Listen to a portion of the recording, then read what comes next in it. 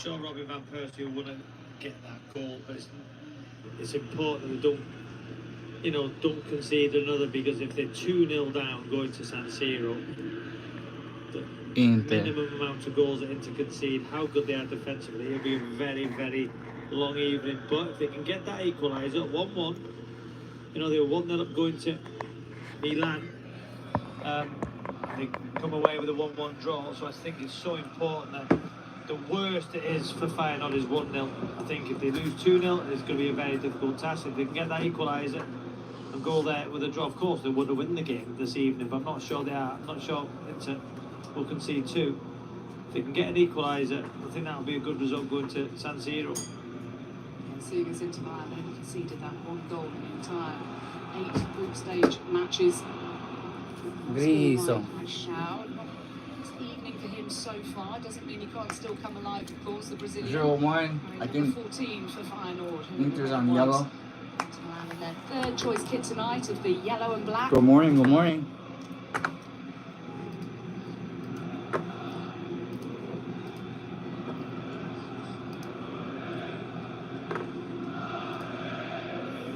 Griso's already up.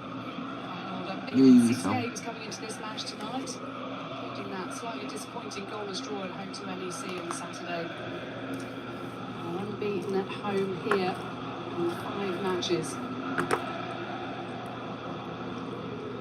A memorable night it was here, a 3-0 victory in the Champions League against Bayern Munich, January 22nd. Imagine how loud it was in here then. The crowd have done everything they can to support their side.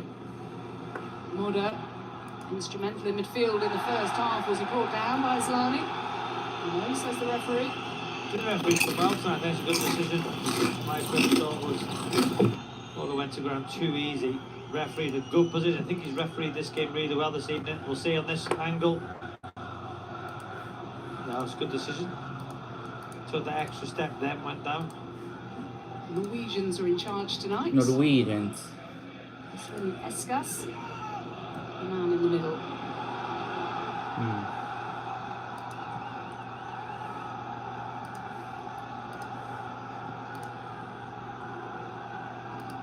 At the start of the first half, it was all into Milan for the first few minutes, and then Feyenoord had that first striker goal on target. And Ibrahim Osman, the man on loan from Brighton, who was direct from the left wing position. It went a little bit quiet for him, whether it was a case of Inter Milan working him out and denying him the opportunities to cause him so many problems. What's up, guys? Dumfries. Wow, a cat. His name Grayson. Thuram. He's watching with me. Here is Osman, lovely frit from Grayson. Barella.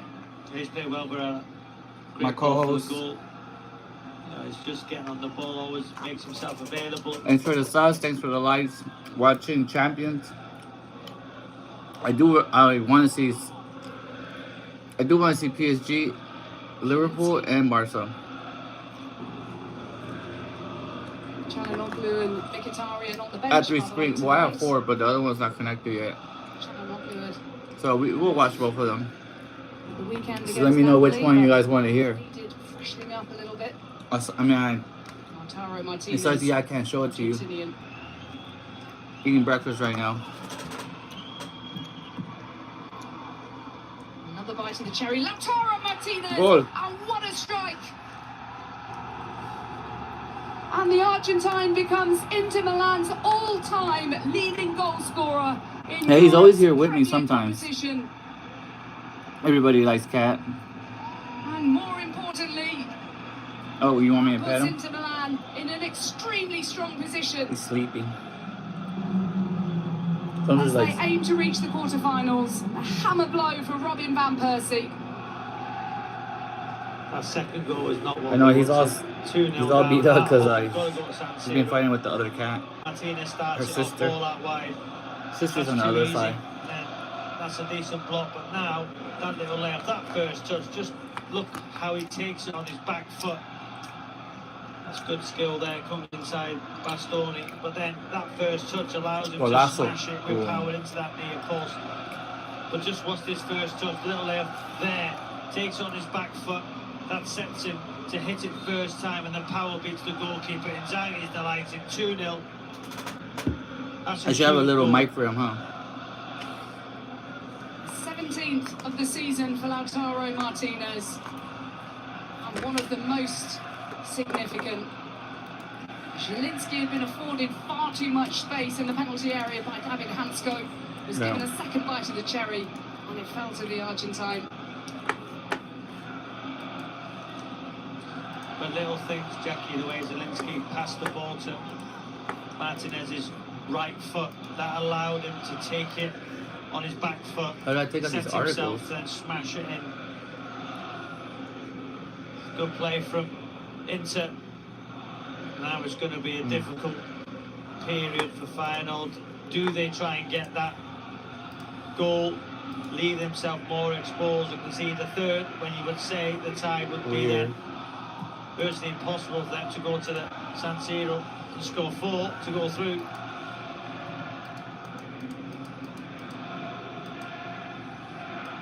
Inter Milan in a supremely strong position. What happened, Grayson? Did he score? No Feyenoord have to come out to play. And that certainly has quieted the crowd down. Let's try this conference one.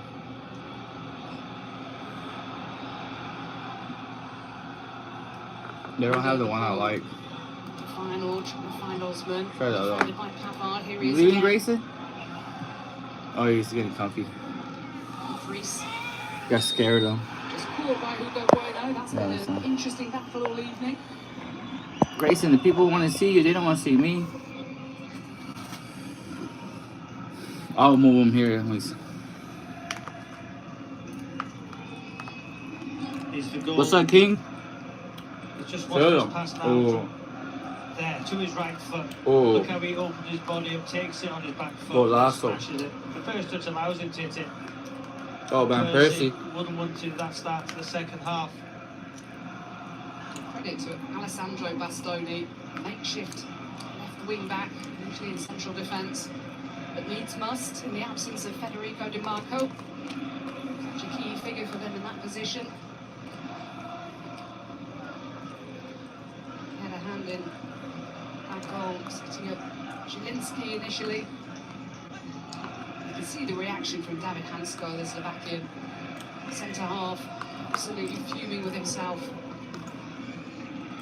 Pavard. Now it looks as though Inter are going Hungry, to try hungry. themselves a little Hungry, bit hungry more for hippo. the rest of this first leg. Dumfries. Pavard stayed up there.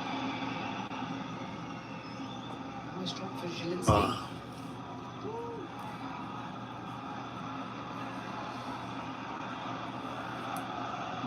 The great run from Pavard. And Osman has to track him now. Lets it Thanks for run. the likes. Thanks for the subs. You've got to do your defensive duties. That's the right side centre half, finding himself on the right wing, putting the ball into the box. You have to track him. Yes, it's okay getting the ball 1v1 in forward situations if you're Osman, but you've got to do your defensive work also. Boom. Lovely flick from Pavard. Looking for Dumfries. That's a touch again, but here's Hugo Bueno. It's 2-0 now. Interesting to see what he does next season. He's enjoyed his Champions League football this campaign rather than a relegation battle with Wolverhampton Wanderers, where Rene Nouri's certainly the number one left wing back, but they've had no cover for him really. Surprised when they let him go without replacing him. Here he is again, Bueno, the Spaniard. That flick from Moda doesn't pay off, but Osman doesn't get the better of Dumfries. Dumfries, the former PSV and Sparta Rotterdam player. So if you hear him getting booed here, then you know why. Bueno, they need something here, Feyenoord.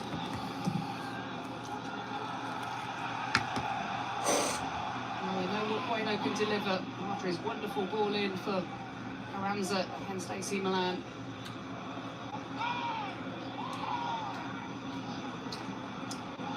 Look at Martinez's work, the captain, he scored a goal.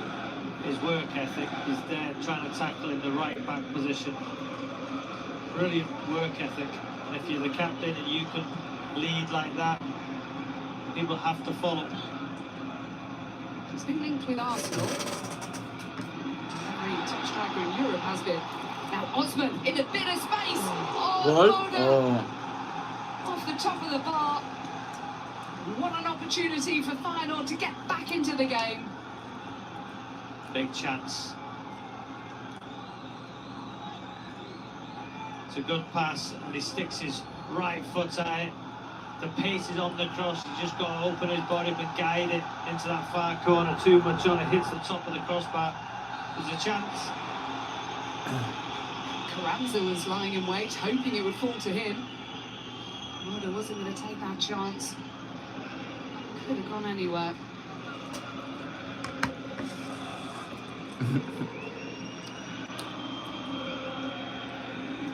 Until last season, Feyenoord had only appeared in the Champions League in one of 20 previous seasons. It was in 2017-18.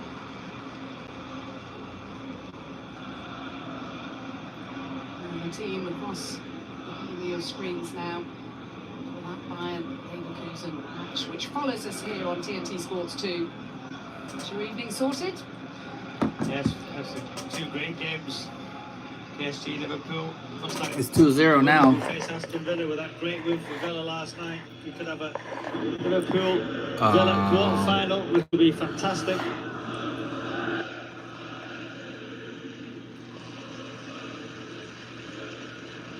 I'll put an O. Inter. Barella, danger man for Inter Milan. Now Dumfries. Is there a blue? I'll put blue. Plenty of space in the penalty box. Time to pick out a cross, but Hansko came across. What's up, guys? Sorry. 2-0 is going to be very difficult for Feyenoord. I know Grayson was here. We'd almost say tie over. Tie over.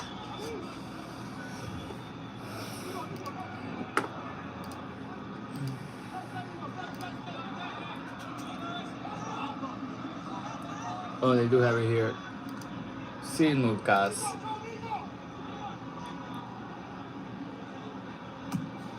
Zlani with a delivery.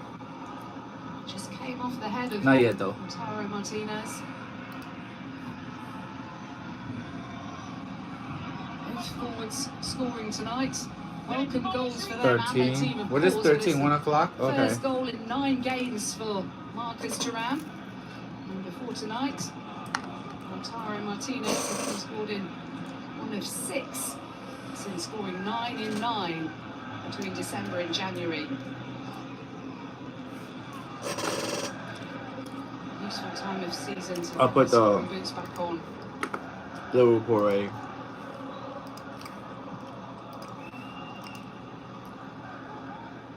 Lautaro Martinez it's not yet. already at a huge club, but you can see why he's been linked It's not with ready Arsenal, yet. bearing in mind they're so desperate. Well, maybe Can the I fans get, are, not the manager, who Barcelona? knows, for a top centre forward. They welcome him with open arms, but Inter might have something to say about that. Do you leave Inter to go to Arsenal? That's the big question. What a win it was for Arsenal, huge football club. Internazionale. Their substitution. Where is her? The Japanese player Ueda coming on.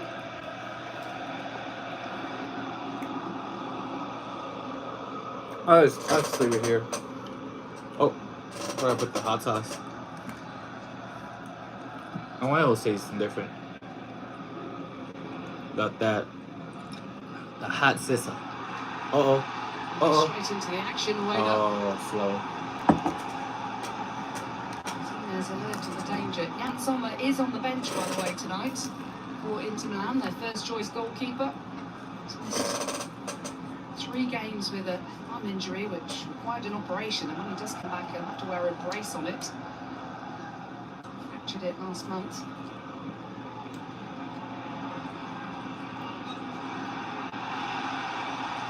Here come Feyenoord again. Sense of urgency now as we hit the hour mark. Musa just got that one all wrong. Yeah, he tried to drag it like he did in the first half. Bit of disguise on it, but too much on it. Tried to drag it onto his right foot. 2 opportunities, small opportunities in the last minute.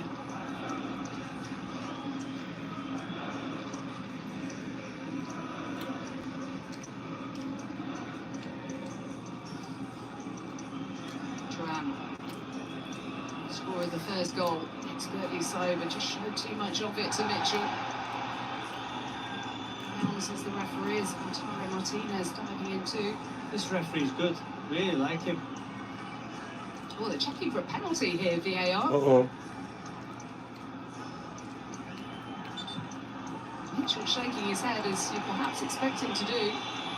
The VAR are checking as the referee Espen Eskas has just paused play for a moment. Well, the VAR in Germany, Christian Dingert, has a look at this.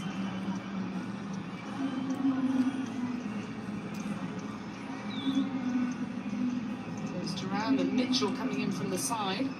Oh, he did. I think his right Never foot heel. caught Thuram, will see Ooh. there. Yeah, he doesn't get the ball, he kicks Thuram in the back of the heel.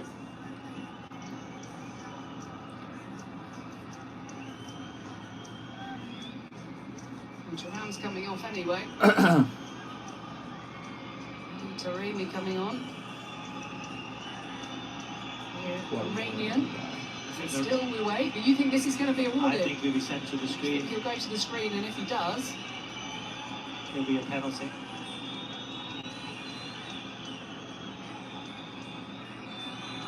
and the referee is being called over by Christian Dingert, the VAR official.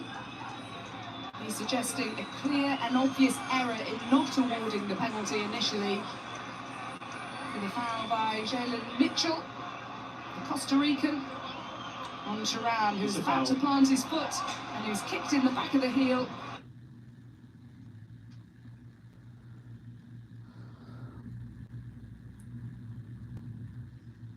I'm gonna read it.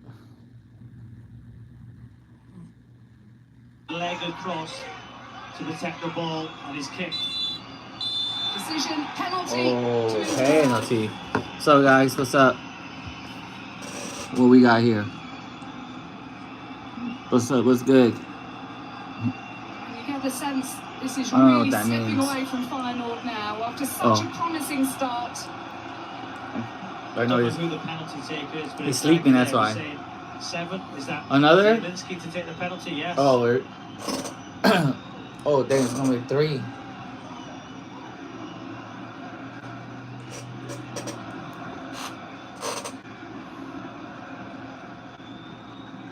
Piotr Zielinski, who scored 2 goals from the penalty spot against Juventus in October. And his only Serie A goals this season. What's Thuram thinking now? I should have stayed up and taken it myself. But what an opportunity and what a moment to not quite kill off the tie. Let's go, let's go. Here we go. Another for Inter. And it may feel Penalty. that way for Feyenoord. Thanks for the subs, thanks for the likes. Piotr Thanks for Zielinski donating. Just kidding. against Timon Donating. Reuter. This for 3-0. We're almost there. Here we go. Zielinski. Wow. Trash. Reuter with a massive save, which may just have kept the Dutch side in this tie.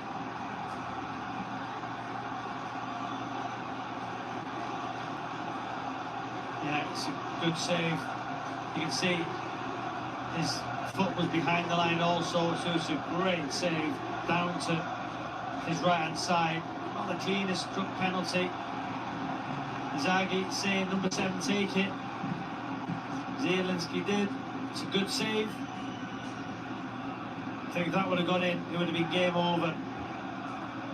In terms of Feyenoord having to score minimum of 3 goals in San Siro. 2 they still have In a San small Siro? chance. Hey, It's a huge that's, save. they gotta build on that. Well, there's only 2 goals all campaign have come from the spot. What's up, King? It's a huge opportunity. What is that, YB? YB. Not taken by Inter Milan. And the crowd here at the Cup can sense there What's up, might just Pony? be something in this for their team. Ooh, middle. Could potentially Right swing there. again. Here come Inter once again. Dumfries! Ooh. Dumfries went to the left. They're enjoying themselves now, Inter. Across the goalkeeper, did he get a touch on it? No. Oh. I think he leaves it. Good positioning. I'm not sure who is the natural penalty taker for Inter. Jackie, is it Thuram? You know, because it's strange that the coach would say number 7 to take it. Usually have the designated penalty taker. Yeah. And there's Çalhanoğlu who took the last one and he's not on the field. Martinez, who scored the previous one, so Raimi before that.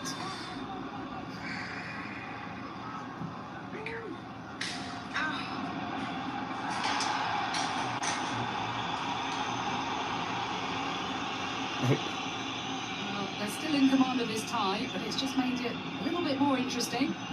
Both for the neutrals and for Feyenoord. Oh, kicked it out. And if they can just get a goal back here, then we just never quite know. The injury problems Inter Milan have, but it's onto the Feyenoord as Bueno battles away and does well. Into throw in.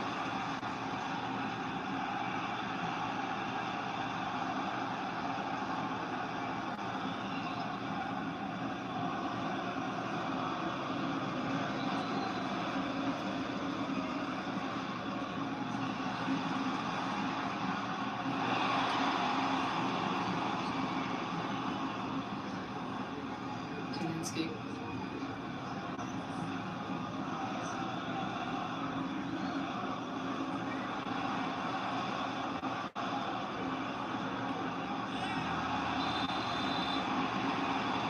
And foul awarded on that far side, Let's see. which has been a heated battle, conceding that penalty.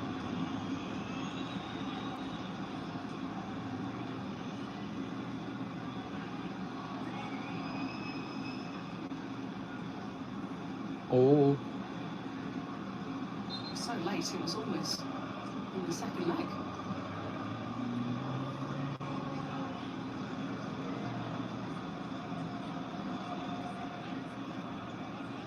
Baby.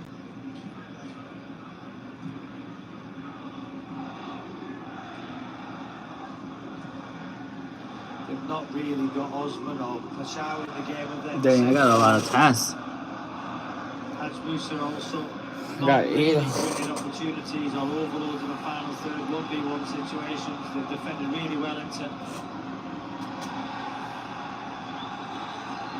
This referee's been really good this evening. Didn't seem to quite deal Oh. in that.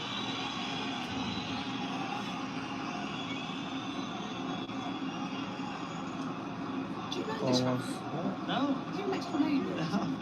I think he's been really good. I think he's let the game flow.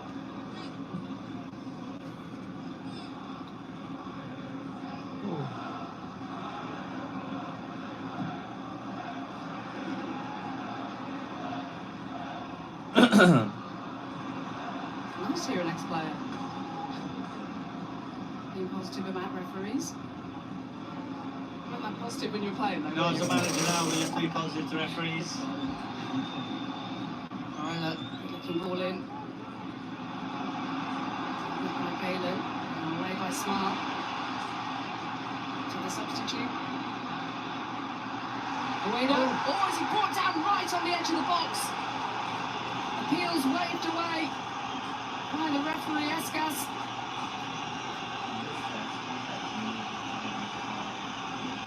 Yeah, I think Wade went over the player. Instead of the player bringing him down. We'll have to see it. Referee in a good position. We'll have to see the replay, but my first initial thoughts was Wade went over the player. He didn't vociferously appeal, did he? 20 minutes remaining. And there's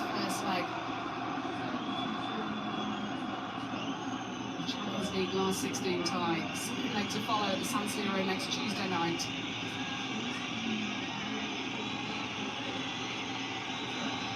What 2 games after this? PSG, Liverpool and Bayern Munich. Bayern Leverkusen. What a night to be in front of the TV.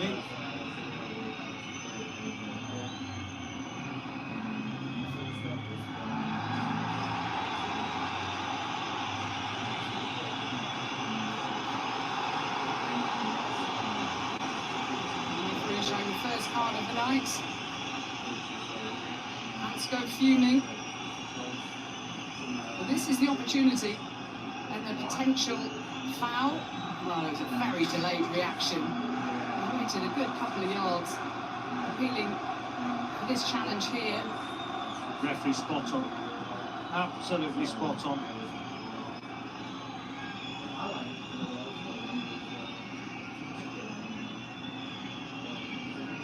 Percy appealing perhaps more in hope than expectation.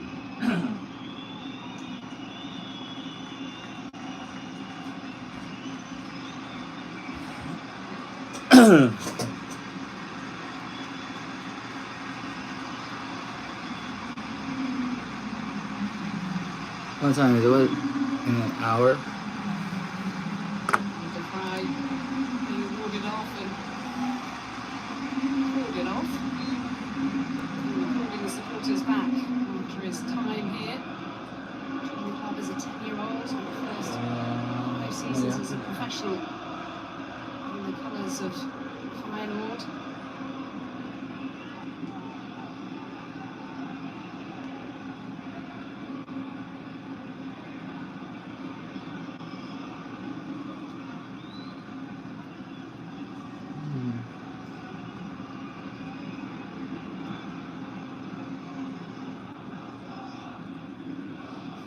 Fratesi getting an opportunity, hasn't had too many in the league fixtures this season. Linked with a move to Tottenham in January, but Inter Milan's demands for him supposedly too high. Then linked with a move to Nottingham Forest this coming summer. 25-year-old midfielder. There he is, the number 16, demanding the ball back.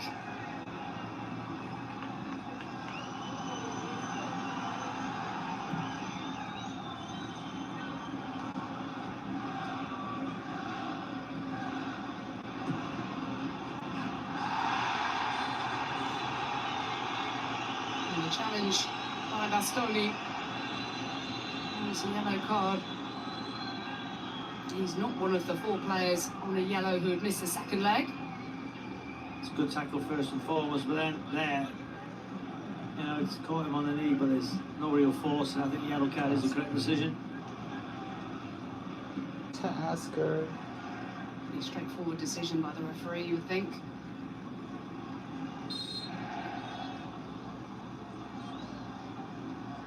Wait, did I do this one already? 7 attempts, Feyenoord have had at goal, 7 on target. What can they do here as Martinez didn't get enough on it. Bueno with the touch, but not a significant one. Just think if Bueno could have tried to hit that in the half volley, goalkeeper wasn't in the goal. Would have been a very difficult technique to do, but the keeper was not in his goal. When we see the replay, It's a congested penalty area, wasn't it? Perhaps that was on Oh, I his did. line.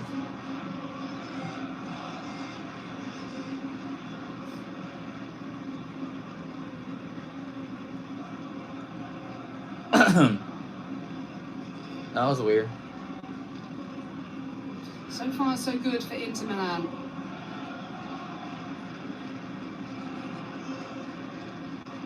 Goals from Marcus Thuram and Lautaro Martinez putting them in a commanding position. But the penalty save from Wellenreuter from Jelinski means a Feyenoord still clinging on to hopes that they can get back into this tie. Hopes and dreams. What's up, guys?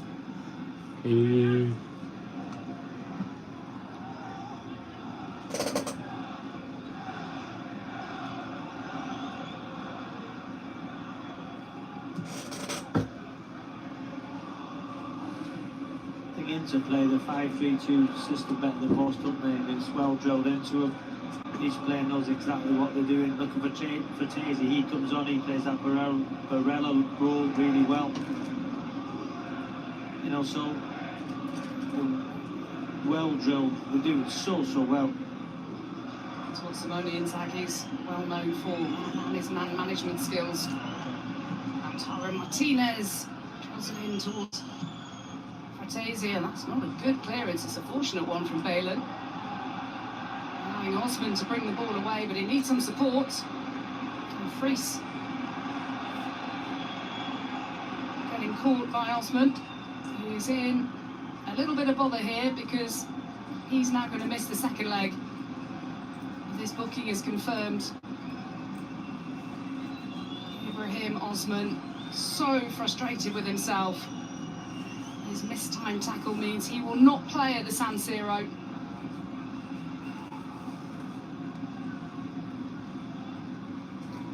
At the San Siro. I'll be back, guys. I'm just gonna get something. Grease. Picture paints 1,000 words. A man on loan from Brighton who played so well in the opening stages, first 20 minutes or so, and they managed to get him on the ball. Reminder tomorrow night, Real Sociedad against Manchester United in the Europa League. It's live on TNT Sports 1 from 5 o'clock. So too Fenerbahce against Rangers over on TNT Sports 2. You'll be at the Man United game. How optimistic are you feeling? Oh, it's a huge game, isn't it, for Manchester United going out of the FA Cup at the weekend. You know what, they're 14th in the Premier League table. Only real chance of, you know, European football is by winning the Europa League, but they're miles away from doing that. But you never know. You know, it's going to be a difficult game. But look, one I'm looking forward to.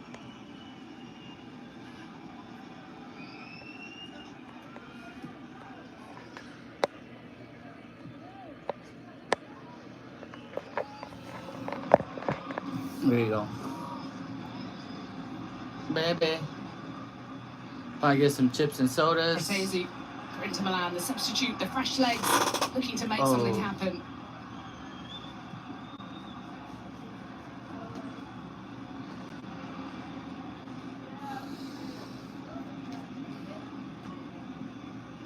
Oh, nice. Sabor de Shela. 78. Injuries and suspensions. Chivario, the fullback for Feyenoord, suspended tonight. He'll be back for the second leg, but Captain Timber out for the season. Chana out since early February. Noikop, Wang, Milo the goalkeeper, Zaruki, Stengs, all out for Feyenoord. And Inter Milan, so many players missing as well. We've talked about DiMarco, the left wing back, and what a key player he is for them. Gusto out, Carboni, Damian, goalkeeper Sommer just back on the bench tonight, but Zaleski's out. Çalhanoğlu on the bench tonight, but he had a knock as well.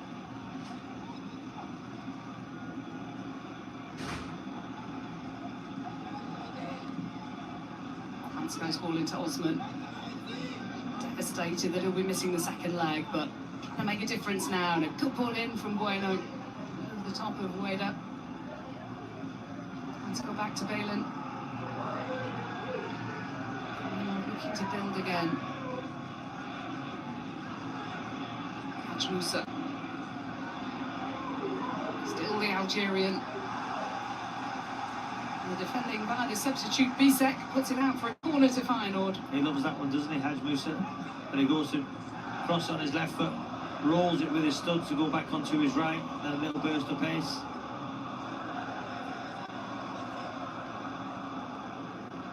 Great form in November, December, scoring 6 and 7 goals. Now what can they do here? Feyenoord, they need something. And it's wide from Hansco. It was a free header. He was going back towards his own goal, had to generate the power himself. Just look at that, he's going back, it's a difficult header, has to generate all the power. Bayern perhaps better place, but he was being man-marked.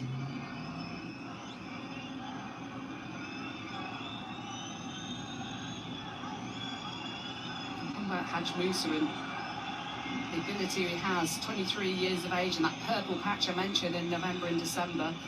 L'équipe in France said that he'd agreed to join Lille in January to replace the injured Edon Chegrova. His agent stopped answering the phone until it was too late. As Aslani comes off, Çalhanoğlu coming on, so too Marko Arnautovic. He may well have taken that penalty. One of these two players probably would have done had they been on the field when it was awarded. It was left to Zielinski, and it stayed 2-0.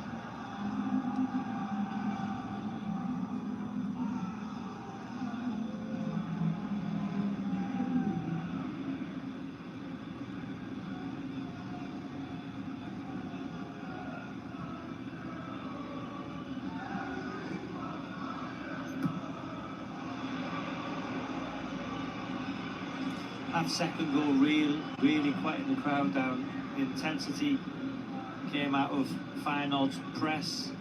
You know, they lacked belief in that final third. But Inter have been really good, dominant.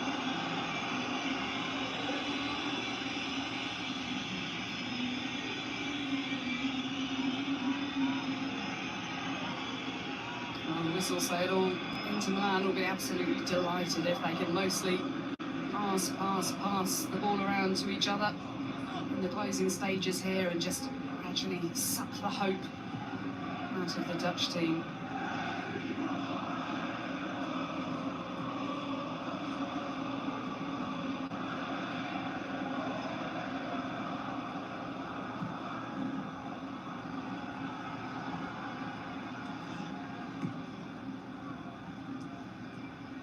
Let's just play in behind, a chance for...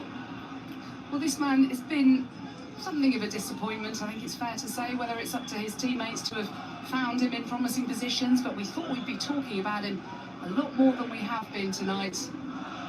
Paixão, the Brazilian, so good against AC Milan. Now, Osman for Feyenoord, they need something here. Still, he battles away with Dumfries, who's done really well tonight.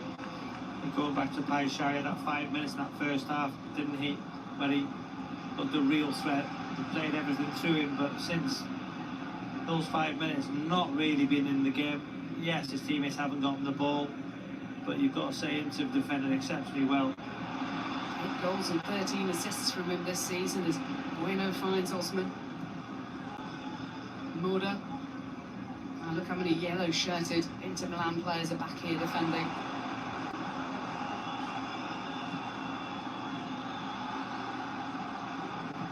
Picked up by Smile, a decent-looking ball in, Bisek away. Now here's Zielinski.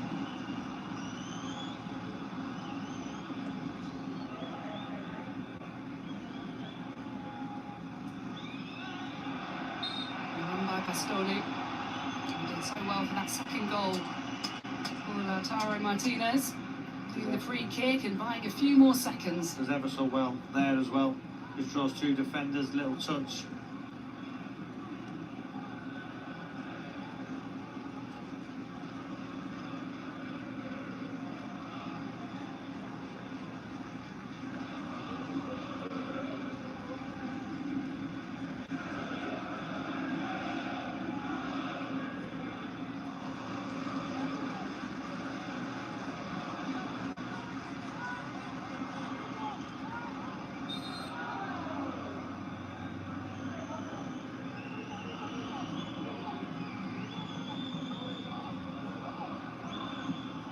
Stoney with a delivery towards Dumfries. Back in towards the danger area.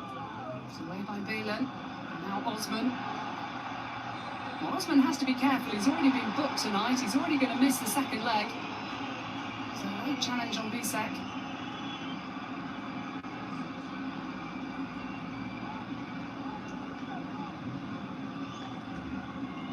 Yeah, that's just a coming together.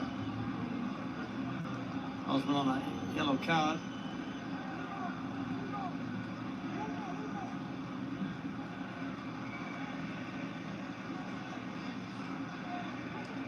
Zielinski would certainly love to make amends for his penalty that was saved. Instead, it was Çalhanoğlu's ball in, easily dealt with by Wellenreuter. And he made the save from Zielinski.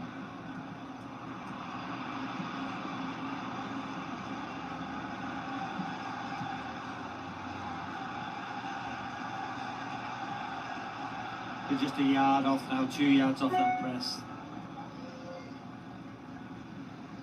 Early intensity. Yeah, it's gone. And the tails were up. And the crowd were up. Now they look tired. They've got a lot into this game. Final, lots of injuries, yes, as I've hinted. But it's been a real professional, composed performance from Inter. Goals at the right times. That one in the second half really stopped the momentum of Feyenoord. The penalty save could have been 3.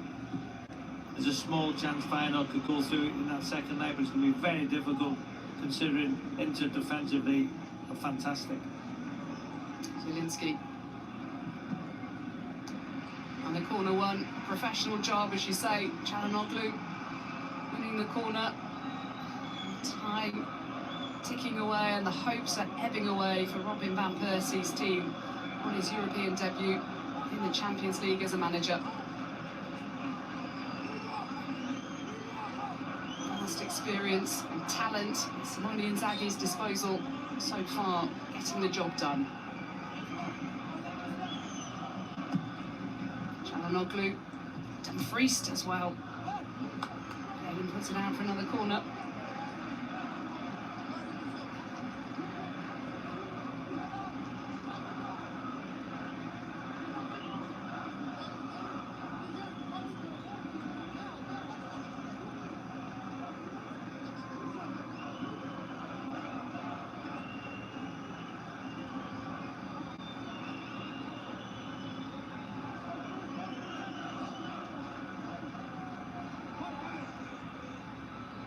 German-born Turkey international Hakan Çalhanoğlu with another delivery.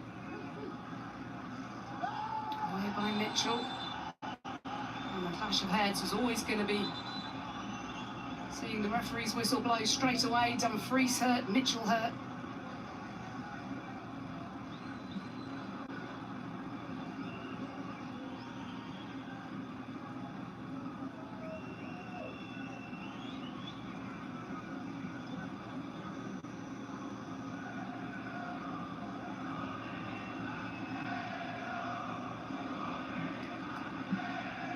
Just the difference of quality of the two sides tonight that is reflected in the scoreline, or is it a tactical difference too? Just the quality of individuals and the belief, defensively. Inter have looked really good. There was a nasty clash of heads there. Mitchell will be okay.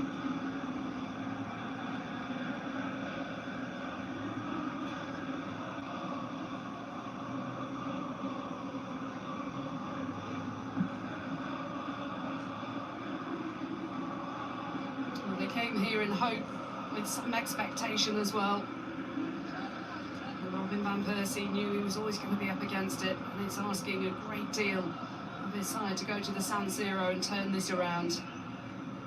Marcus Thuram's first goal in 9 games. Lautaro Martinez had scored 1 in 6 before tonight. Both front men on the score sheet. They've defended extremely well as well, as they did in that entire group stage, conceding just once. And this system allows you to play 2 up, 5-3-2. Your 2 centre forwards both on the score sheet. And a lot of teams now play 4-2-3-1. But this formation allows you to get 2 centre forwards in the team. And then to do better than most. Reminder following us here on TNT Sports 2. Harry Kane, Jamal Musiala, who could have played for England, chose Germany, but hey. Elise could have played for England, but never mind. Lining up for Bayern Munich against Bayer Leverkusen, Florian Wirtz and co. The only side that beat Inter Milan in the group stage with their right back Mukiele. The only goal they conceded.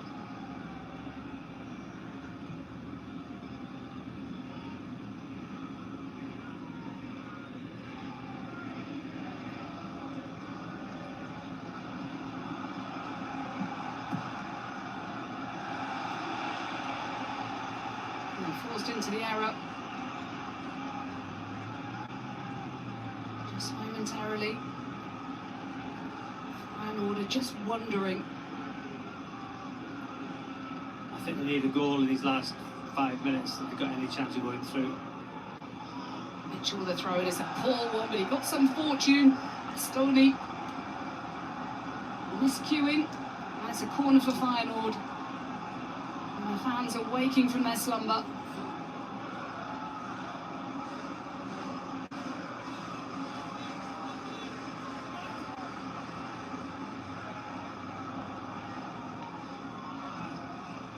Musa with a corner.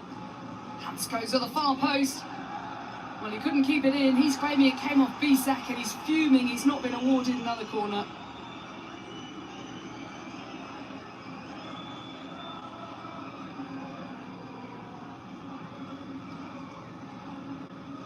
I think the ball was already out. I think it's a good decision. Are you going to give the officials player of the match? They've done really well. They have. VR got that decision right as well. Obviously the referee went to the screen, so the referee got it right. I think it was a clear and obvious error. Was saved by the goalkeeper, but I think he's let the game flow. It's been an enjoyable watch, more enjoyable for Inter fans. Musa wins the throw in. What can happen in 3 minutes of football?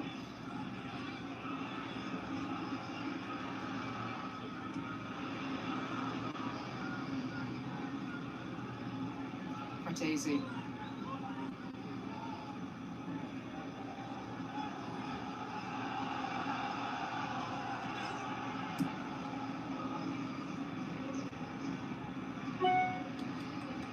Just the one substitution made by Robin van Persie tonight.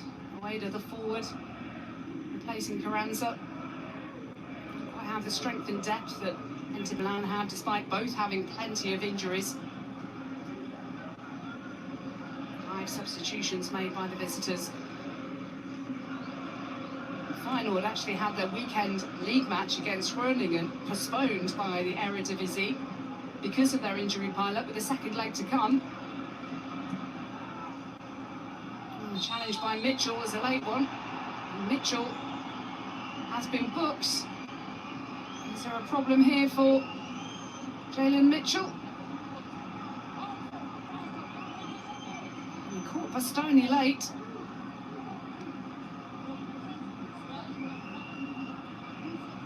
Yeah, that should have been a second yellow. I think the referee's got that one wrong. Although Bastoni signalling to the referee to get a yellow card, which is not right. Mitchell's now got cramp. I think he's got away with that one. Officials have been terrible. Well, Ibrahim Osman will miss the second leg, and they were so nearly without Jalen Mitchell as well, the other player down that right flank, and that would have posed a lot of problems for Robin van Persie, who knows he's up against it anyway. That's the first one the referee's got wrong this evening. Apart from the penalty, but yeah, maybe difficult to see in real time.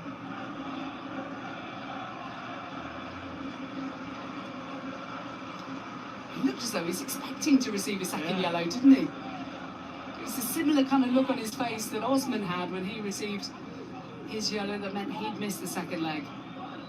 Well, the Costa Rican is okay to continue. And it looks as though we'll see him next week too.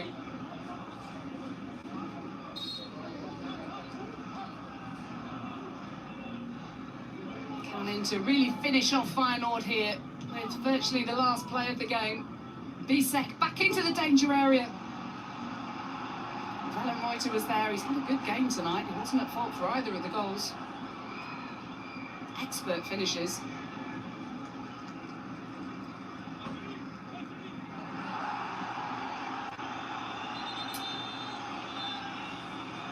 Now we're in stoppage time. At the end of stoppage time, Marko Arnautovic, the Stoke and West Ham player, Austria captain, going into the book as well. He threw the ball away, didn't he? Not letting Feyenoord take a quick restart. It's a mandatory yellow card.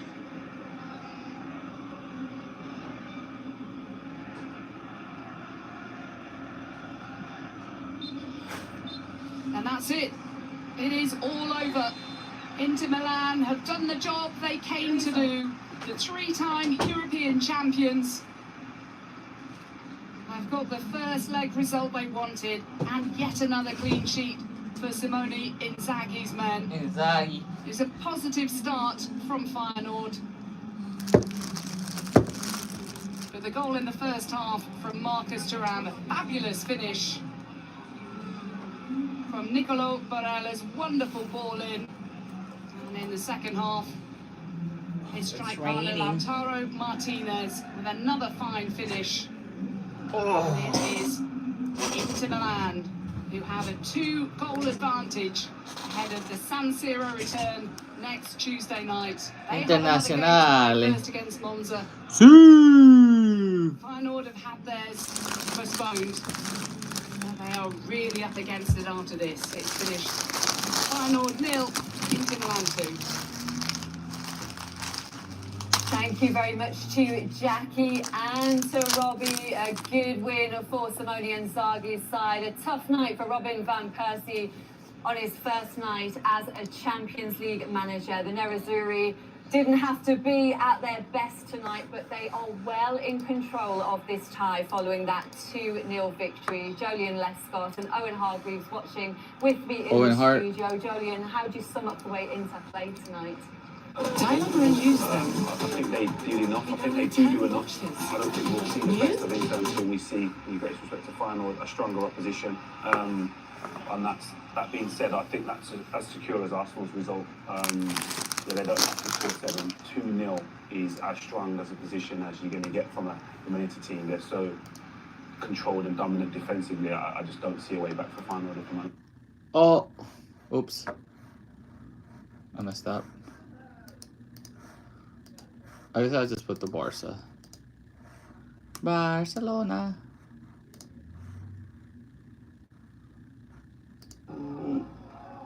Oh. If you watch his eyes, if you watch his opponent's eyes, he actually thought he was going to throw the spin back at his body. Yeah. Look, watch.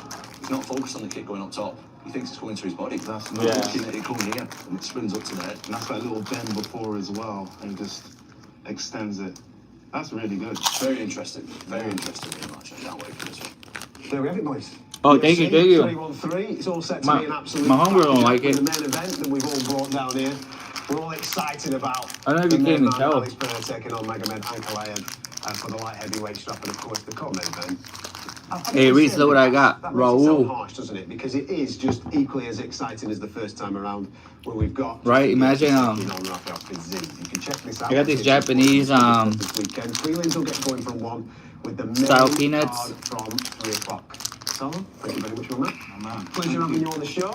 Big man, super stuff. We'll catch you for the next preview, which will be UFC London. This, I think this is the UK channel. Another one's TNT. And then I should put the... What's the other one? Oh, Bayern. The top 4 battle continues Saturday as Forest host Man City at 11.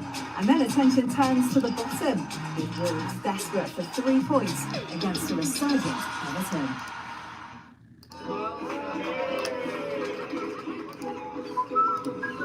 That's right here. But in talking about their quality, Joao Neves is a player that's got a lot of admirers out there, said whilst Liverpool may have great individual players, he feels that PSG is the better team overall. Alright, I got Liverpool on this side. He's got a big game tonight and he's got to back those Hey, words. don't forget the chicharrones, pork rinds. I agree. I ran out of lime, I think. Team is now a lot better than what it's been. These are pretty good. Have you ever had these? I do agree with that. It's a really, really good team. I really don't know. They're just called Japanese peanuts. When I was little, I used to eat these all the time. Back when I used to stay in Koreatown. But I didn't help my case, you know, that I look Asian and I eat like more Asian food. I'll have to show you a picture when I was younger. Let me see if I got lime. No one's been able to do that so far, really. if you can stop him doing that, well, then maybe you've got a chance of keeping him from either assisting and of course, scoring. Well, incredible stuff there. We're excited for this one, Kate. Of course, Joao Neves and PSG have got a huge game to try and stop one of the favourites, as you said, Liverpool here at the Parc des Princes. Yes, thank you guys. So Mo Salah, yes, very good. Ousmane Dembele, very good. Very, very good. Since the game that we've done against Manchester City, you remember he was on the bench, he came on at half time, and I said, if this guy can finish where he starts, it will be a problem. And he is a problem right now. He would never have done that before. That first touch finish. That's the job. That's what the 9 would have done. You expect that from Ramos. Look at how he goes away from the centre back to try to isolate the centre back here and plays 1v1. And before he wouldn't have finished first post like that. That was clinical. The other one is, can you smell one? Look, don't know why. Before he would never have done there. Lucky deflection, typical 9 goal, and this one. That's the one for me. And I know it looks easy. Before that would have been above the crossbar. 100%. And now it does finish all the time. 2025 made a big signing for Kvaratskhelia. What's he brought to the side? Yes, he's got energy, he's got pace, power, $86 million. Like yourself? Exactly! Look at Rory. What are we talking about Kvaratskhelia? Honestly, there's something special about how many times you've seen players who don't want to dribble and then have to Beckham's in the house. Composure. Once they get into this area here, just to lay it off.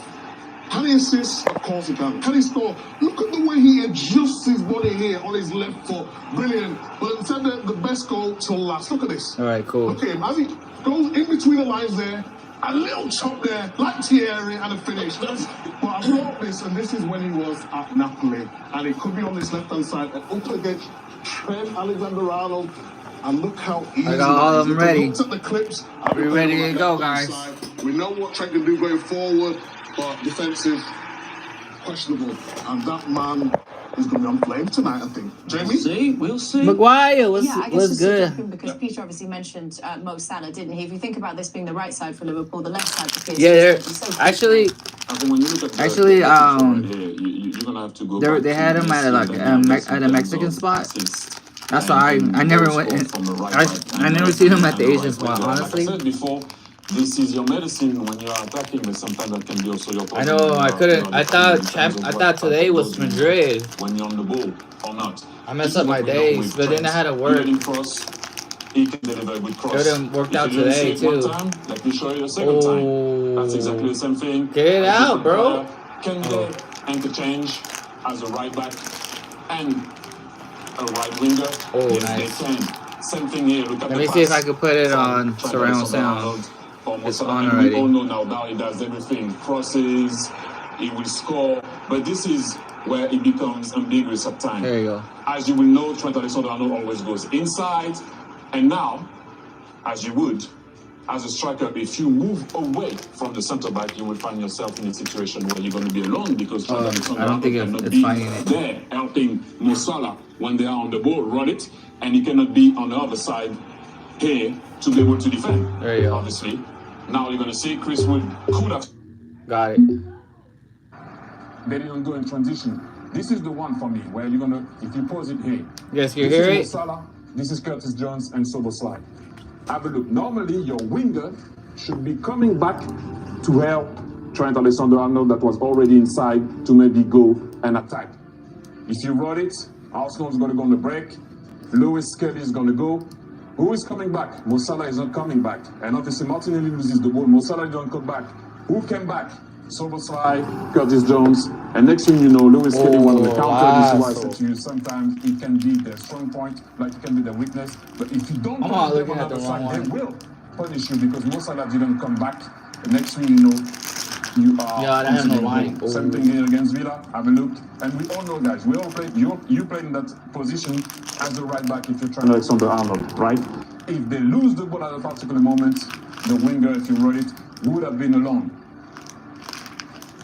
They don't lose the ball. Trent goes. That run allow him to be inside. Yuri Tillemans is late. Now you can be alone, and that's another assist and another goal for Trent Alexander-Arnold. But more often than not, this is what I'm going to say. And Mo Salah, in that game that I watched, did it, and he's going to have to do it tonight because he cannot let Trent Alexander-Arnold be in 1v1. Look at how he's going to come back here. Oh, He knows. deflection. And sometimes I feel sorry he's coming in. I feel sorry for Trent Alexander-Arnold because you guys know if your winger doesn't help you sometimes, it becomes difficult for you as a fullback. But look at this time. He knows it's a tough game against Man City away. He knows he's going to have to help Trent Alexander-Arnold. Look at how he's going to get moved out. Boom. See you later. But who came to the rescue? This is what Mo Salah's going to have to do tonight, because if not, this is what's going to happen. If you let Barcola, Kvaratskhelia, or Dembele run at Trent Alexander-Arnold, and it's going to be very difficult for Hot him. sauce on which one? Look at how he brings the right back to go in behind. I would like to see how they're going to deal with whoever's going to play on that side, because it's going to be very difficult. This guy will run and Dembele will finish, and you're going to see the same thing here. They can go direct at times and play in behind straight away for Barcola, and it becomes a race. So Paris Saint-Germain does have a role, and a big role to play in that, especially the guys on the side, because we already know that on that right hand side for Liverpool is difficult to defend at times. You're looking at the lineups for tonight. Obviously, Jamie, you've been looking at the midfield. Yeah, I think when you look at sort of the latter stages of the Champions League, you see two big giants up against each other. One area that everybody looks at is the midfield. Who's going to run the game? Who's going to get on the ball? It was interesting listening to Peter saying that Arne Slot in his interview had said he expects Paris Saint-Germain to have the majority of the ball. I'm interested by that, and it'll be interesting to see how it pans out, because there's no doubt for me, Liverpool have a top midfield. We weren't aware of that at the start of the season, but I think in the first Champions League game this season, Gravenberch really came to the fore alongside McAllister and Szoboszlai in that midfield. That is Liverpool's midfield three tonight, and they've been absolutely outstanding, but especially Gravenberch. He wins the ball twice there, and that pass then releases Szoboszlai, who we know is the attacking midfield player. He's got great energy, Szoboszlai. He's now adding goals to his game, which was sorely lacking in the first half of the season. But when you think of top midfield players now, and that's what Liverpool have, Gravenberch and McAllister, they are always scanning to see what is around them. Even before the ball comes, they've got a picture in the head of what's around them. We've seen them around the ball as well, sure that it's like 2 or 3 times each side to know exactly where they are. Jay Carter, one touch, I don't understand what some he's saying. In that position, and he's a Scholes, right? McAllister does exactly the same here. Again, he's in space. Look, I like when Kate does whether it's his the own accents. teammates or the opposition, and this is what the top players do. As I said, It's like the US, we have the New York, the Boston. New York, Boston are the same. Not the same, but you know, similar. He's got space between the lines. He can now take a touch. Boston has that, and then he finishes. that kind of with a ball. that Irish accent. The thing, and then New Yorkers have the Italian mixed with some Puerto Rican. They're going to have a lot of the ball. Is this actual setup and the problems it could cause? Obviously, a back three, a boxing midfield, the Texans, and a front three as well. So they're really. Then you got the South. This was against Manchester City in the second half, and this caused Manchester City a real problem. So this is a midfield player, Ruiz. Akanji gets dragged all the way out here. Kanate or Van Dijk cannot afford that to leave Barcola or Kvaratskhelia against Trent Alexander-Arnold on that side, and the man of the moment is Dembele. But Peter Schmeichel said this team is a lot better than the PSG team he's seen in the last 3 years, and that sums it up. 4 or 5 players, from Virgil and Kevin De Bruyne, the top players in European footballer, they don't let him get his head up and play forward.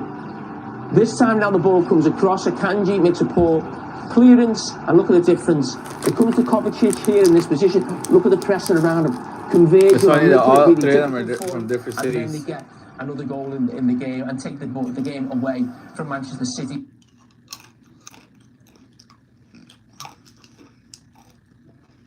Peanuts. Oh, it's actually not that spicy.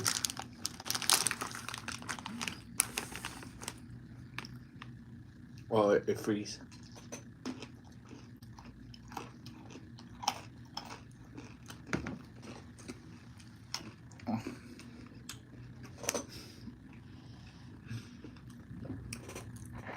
Grayson's funny. I'll put Grayson right here.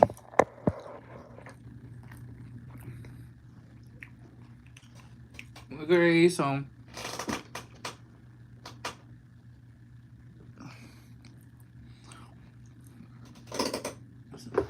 Hold up, my froze.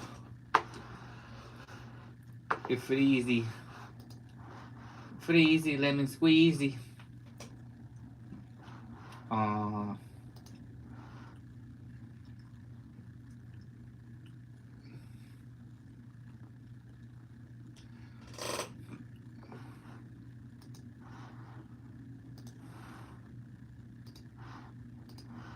just wanted pizza. He just wanted some pizza. Commercial in progress. Alright, I'll put it here because I can't see you guys. Everyone's silent on me.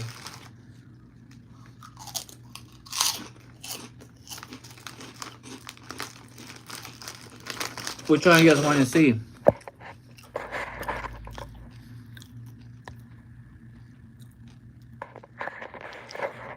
I want to see Barca, that's the thing.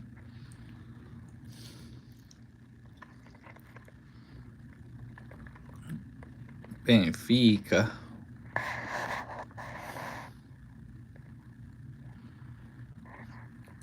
There you go.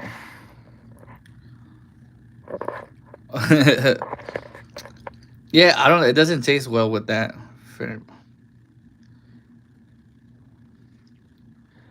Don GB. All right. I just want to think because I don't like Barcelona like that.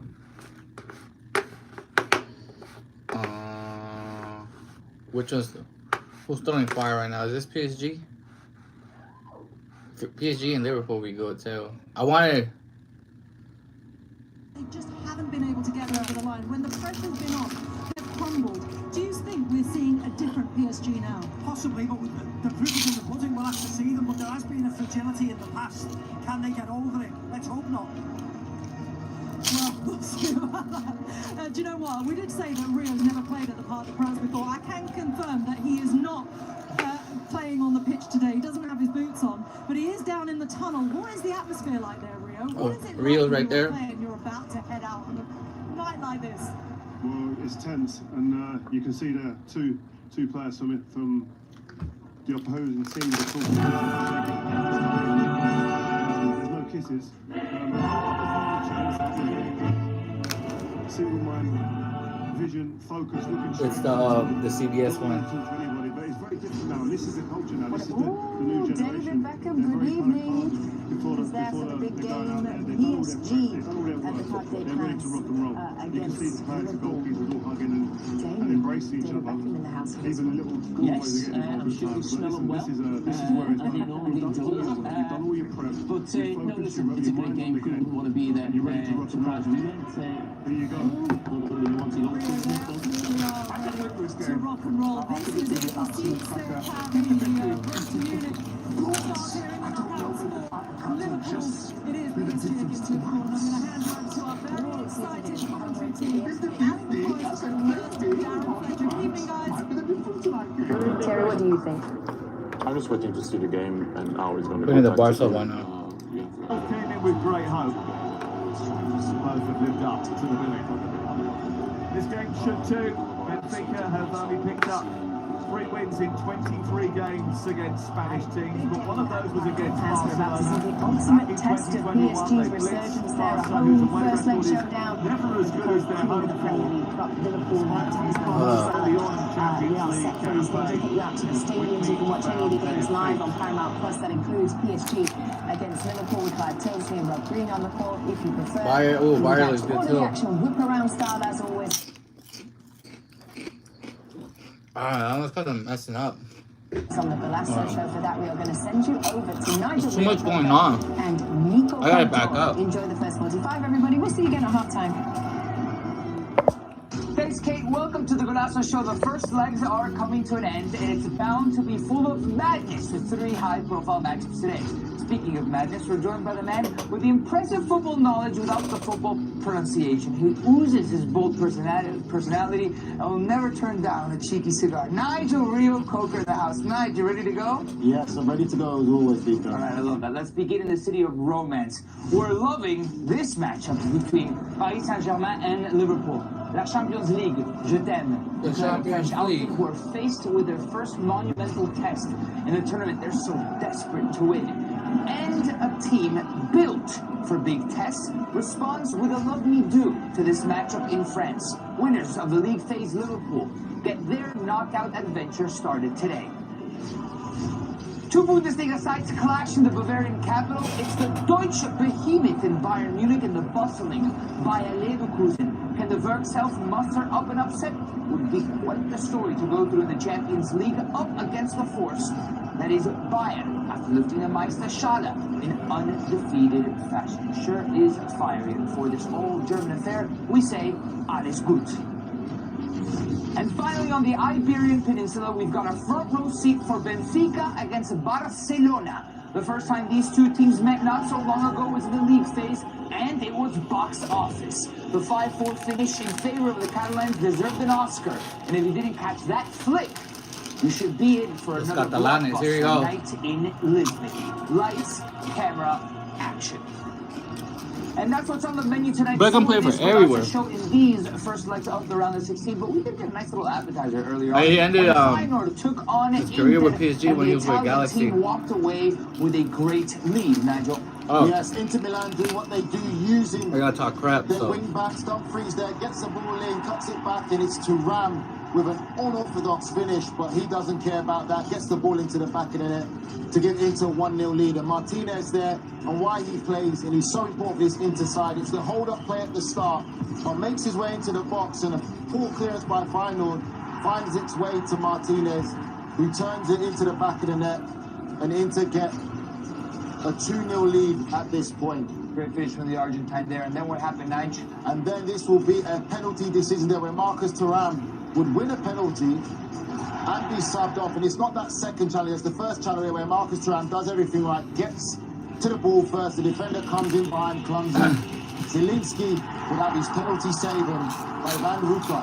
time to talk crap to my boys from Barca. Yeah, definitely. It behooved Feyenoord to get a goal after that penalty kick save. It could have felt like the tie was somewhat still alive, but the momentum has massively shifted in Inter's favor. Moving on over to today, though, PSG against Liverpool. It definitely feels like this is fire against fire, Nigel. Yes, what a game this is, and all the eyes on it, and we even just saw David Beckham there turning up to take this one in. What a fantastic game. Oh! PSG, as we would say, without the bling, without the Mbappe, the Messi and the Neymar, and it's a more team dynamic that we're going to see against a Liverpool side that hasn't really changed that much since Jurgen Klopp. Arne Slot has come in and found a way to manage this group ever so well to exceed a lot of people's expectations this year. Luis Enrique makes 3 changes from the PSG side that won comfortably against Lille at the weekend. It's Kvaratskhelia in the lineup replacing Desiree Doué. And tonight, Kvara combines for a front 3 with Ousmane Dembélé and Barcola. Marquinhos is making his 100th. Barcelona the 10th.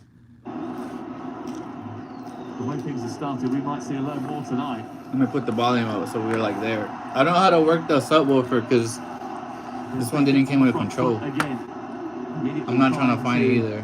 Release Barrio from the centre of midfield. Chance to cross, and Barrio is there. So you guys got it right there. That's why I'm holding my phone. Minute and a half of the game, signalling their intent. Terrific start from Benfica, throwing bodies and getting crosses in as early as they can. Look, 3 in the box already. I know PSG had every player, honestly. Just couldn't get over the top of it. It's a really good start for Benfica. They've got this crowd behind them, but they've got to play with their heads Marquinhos, as well. Zlatan, Beckham, Messi, Neymar, Mbappe, will always keep things ticking over. Di Maria, Rafinha for the first time to open up his Ronaldinho. legs. Dani Olmo on the edge of the penalty area, and the claims are that took a little flick. Let me know if I'm missing somebody. Cavani. A really boring game, Sam. My word. It's a lovely little first touch. It just didn't get any bend on it, did he? Gio Hernandez. Oh, okay. His foot round. It went for the driven one, and the center backs. For Trubin, it went wide. What's the dude with the throw? The Brazilian? Barcelona yet to suffer defeat in 2025. And as well as a tale of 2 cities. Chelsea's player. From huge European ports. There's also a match that comes with great expectations. And certainly it has started in the vein that we hoped. I like Baraki. 0-0. And already we've had 4 attempts on goal. Oh. Kumasi. Did Buffon play there? No, right? That's the other talking about, right? The defence has been absolutely sensational for Hansi Flick this year. I think at the beginning of the campaign, many were expecting a centre-half pairing of 18-year-old Paul Kumasi and 33-year-old Inigo Martinez, but certainly has worked wonders for Hansi Flick. Pedri. Oh, we're ahead though. This is kind of slow. Beyond Rafinha. Rafinha finds Pedri again. Bayern. Dion. Zulfunde.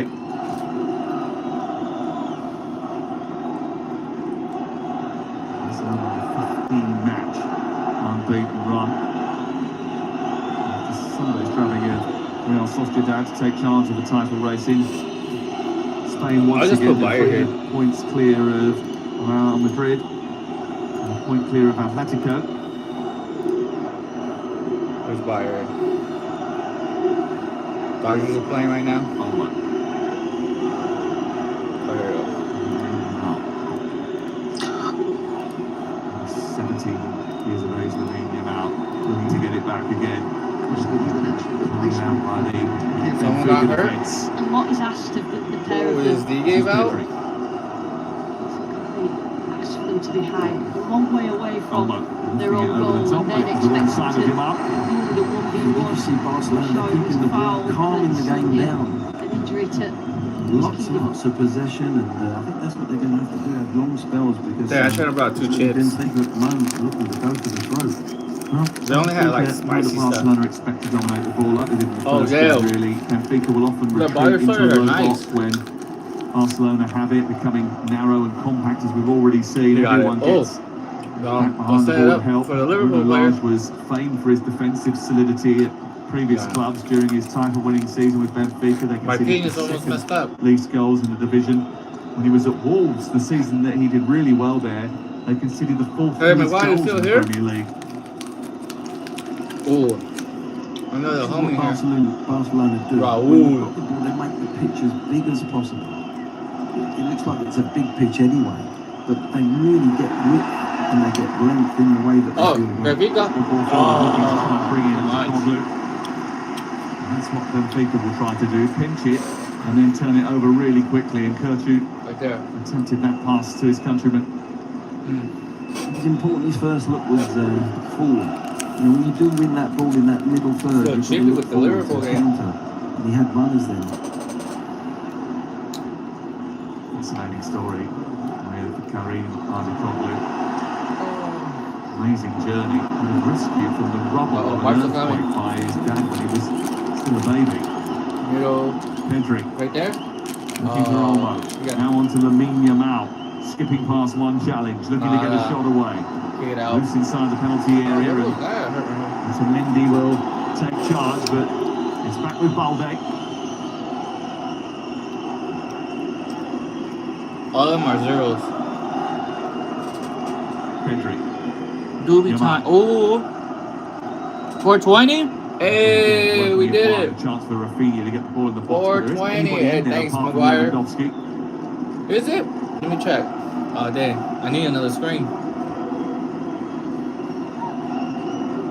Many men behind the ball 420. Mustard. At one stage there was 6 all in a line on the edge of the box. Oh, no, we're not. It's 414. You got me. Takes a little flick and goes into the arms of Anatoly Trubin. Yeah, they're getting lots of people behind the ball. They have to, because Barcelona's movement, their possession and patience, you've got to be in touch defensively with your teammates. 414. Be careful with his kicking this time around, Trubin, as well. Last time these two met, he kicked the ball in the face of Rafinha and it went beyond him into his own net. That was an incredible goal. I don't think I've ever seen anything like that. And actually, it changed the game. The complexion of the game changed instantly then. Barca just went on the front foot.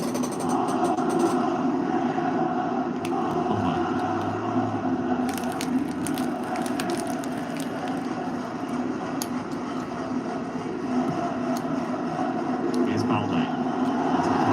Good challenge, but couldn't nab the ball from Balde. for a throw. Up to Godley there. He's such a good player. He's a danger in the penalty area, but he's prepared to work back as well if he's playing in that little late position, or even if he's playing wide like he is today. We're talking about Camp Nou not ready yet.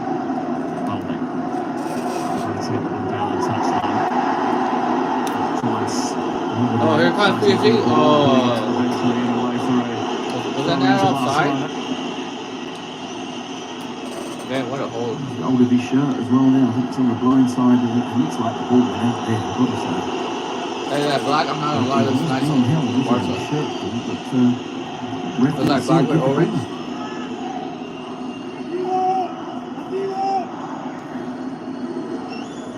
Pedri's delivering. Lewandowski was up there, so was Kubasi.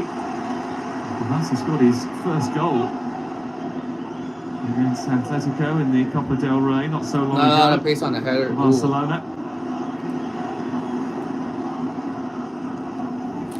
Oh, goal! 40 times this Bayern. Kubasi.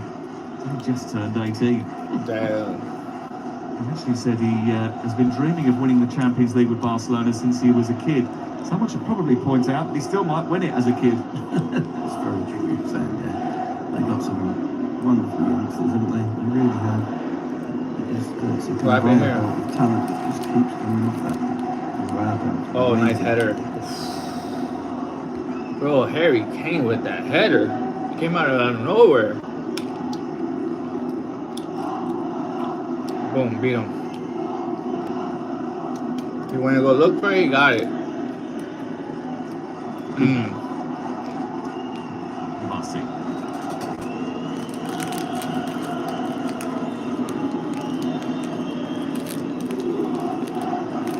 It's like defender was gonna like flick it off, but then Harry Kane just beat him. He wants it back again and gets it. He's just moved out to his right hand side. Occupying a bit of space. Kunde's gone beyond him. It's a ball into Kunde. Mo was arriving, but not in time. Benfica getting like attacked. Kunde wasn't it? A little overlap, simple play. Cut myself with this. Patterns of play that they get in behind. Probably should have just pulled it back a little bit more, wrapped his foot around it. Great position to get into.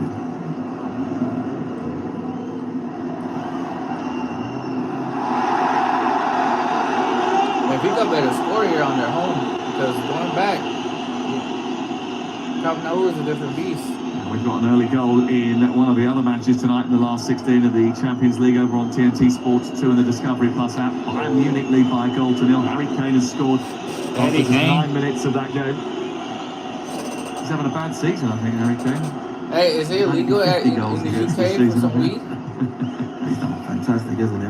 It's great to see. I'm really pleased for him. Hey, you guys are number 2. He will be in Thomas Tuchel's squad for the European qualifiers for the World Cup. When it comes around on the 14th of March, I think he's going to name that.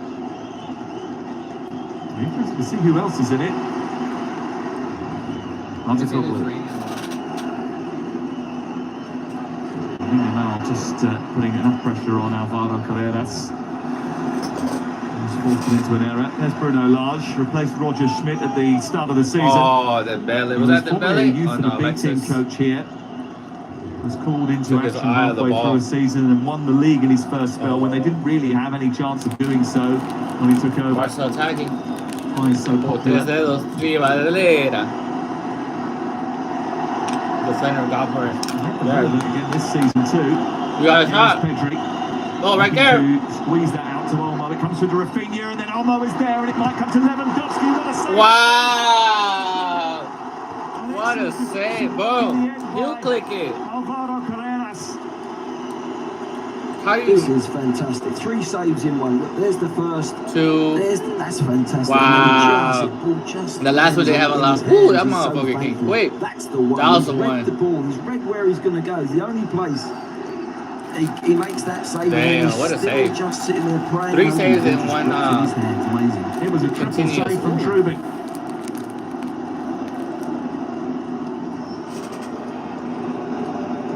Fantastic reaction from the young Ukrainian goalkeeper. For me, Sam, it was the second one. He read the situation. That's how we in a first split started second. too with the There's only one place where the ball could be played. And he went early and made a terrific save. All three of them were great, but that one was So when it was supposed to be legal, was you had to have your ID, have a medical card, and at first they started taking cash. Then it was like flexible with debit card and credit cards. Then after that, they got rid of the medical card. Then it went from 18 to get cigarettes to 21. Was involved in that attack. And then you got rid of the medical card, and then no more. Goals, 6 assists in 14 matches since the turn of the year.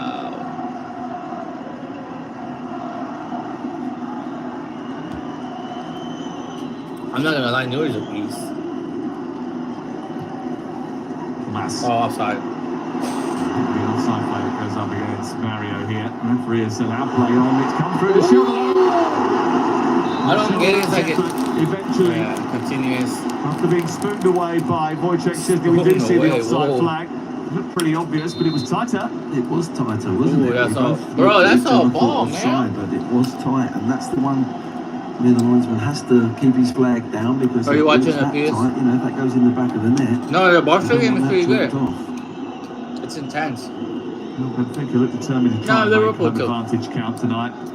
I see more Take Liverpool. something to Barcelona in a week's time. Bruno Lage will believe he saw enough in that group. They just gotta give the ball to Dembele. Give his side encouragement.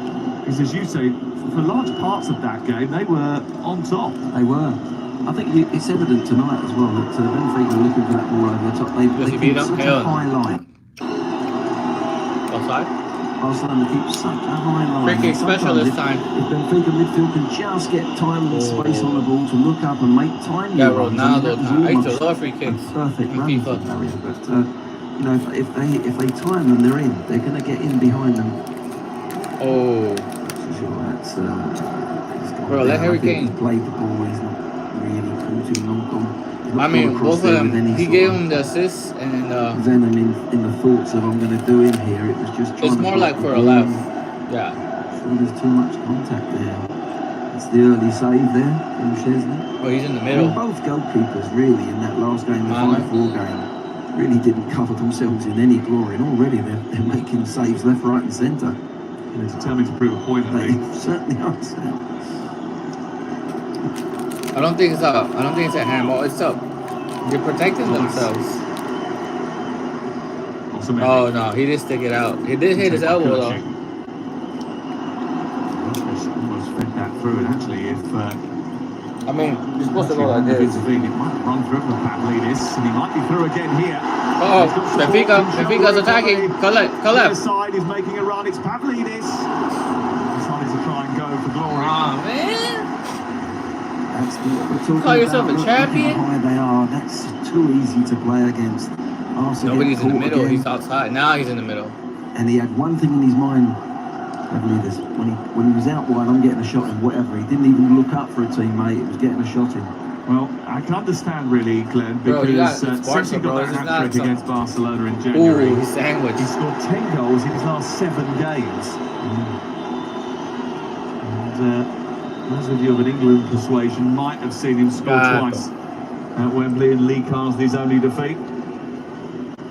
And that's what confidence gives you. I mean, he goes through a bad spell, and then suddenly as a goal scorer, you put one in the back of the net, you get that confidence. And then you go into another psyche. It's like a belief. You know you're going to score again, and then you're a different player completely. Taken by Barcelona. Offside. I hold their runs. Everybody was offside as he picked the ball up there. Free kick has been given for Barrio, who's walking a bit of a tightrope, and Frankie de Jong is pointing that out. Yeah. A little word. He did the stop and go. Doing his captain's role. It's Hansi Flick. He's done a good job with this team. Doesn't take any nonsense though.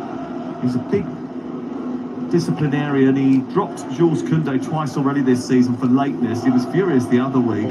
Left him out the Rayo Vallecano game. Played a young left back at right back just to prove a point. And fair, Hector Ford did really well in that match.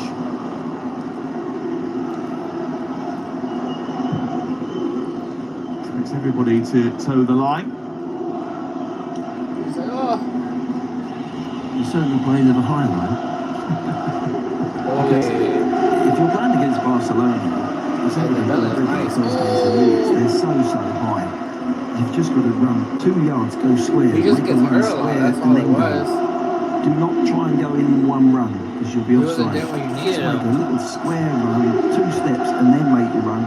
And it's down to the midfield players to find you. And that's what we saw just moments ago when it broke down in the middle of the park. And they all went just a bit too early.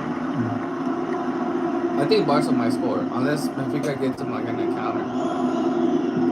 Rafinha. What season he is having.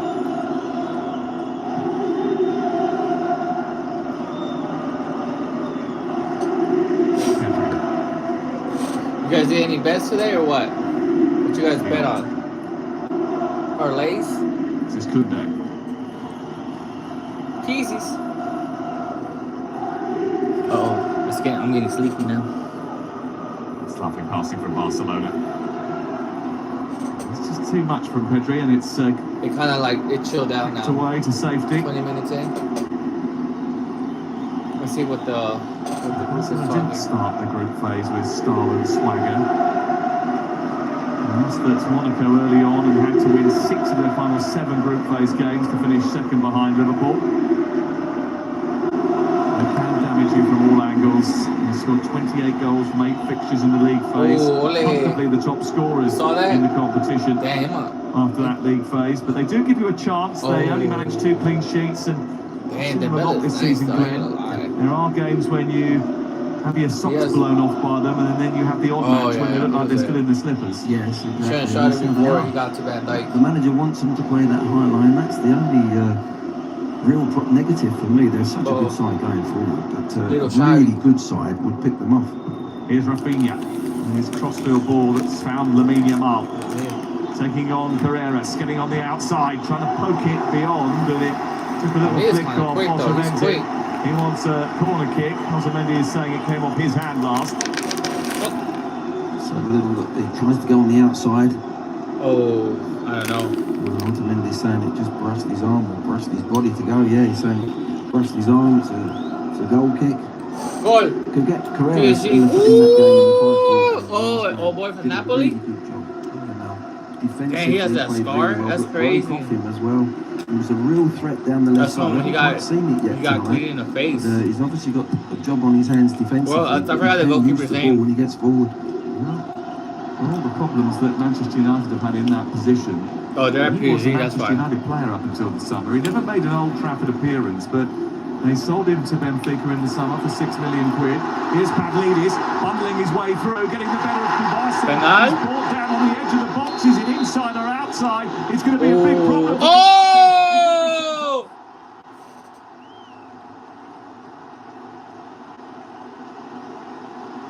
Well, the referee, Felix Feye, didn't hesitate for long. Barcelona are protesting, suggesting that there was a foul in the build-up to Kubasi's infringement.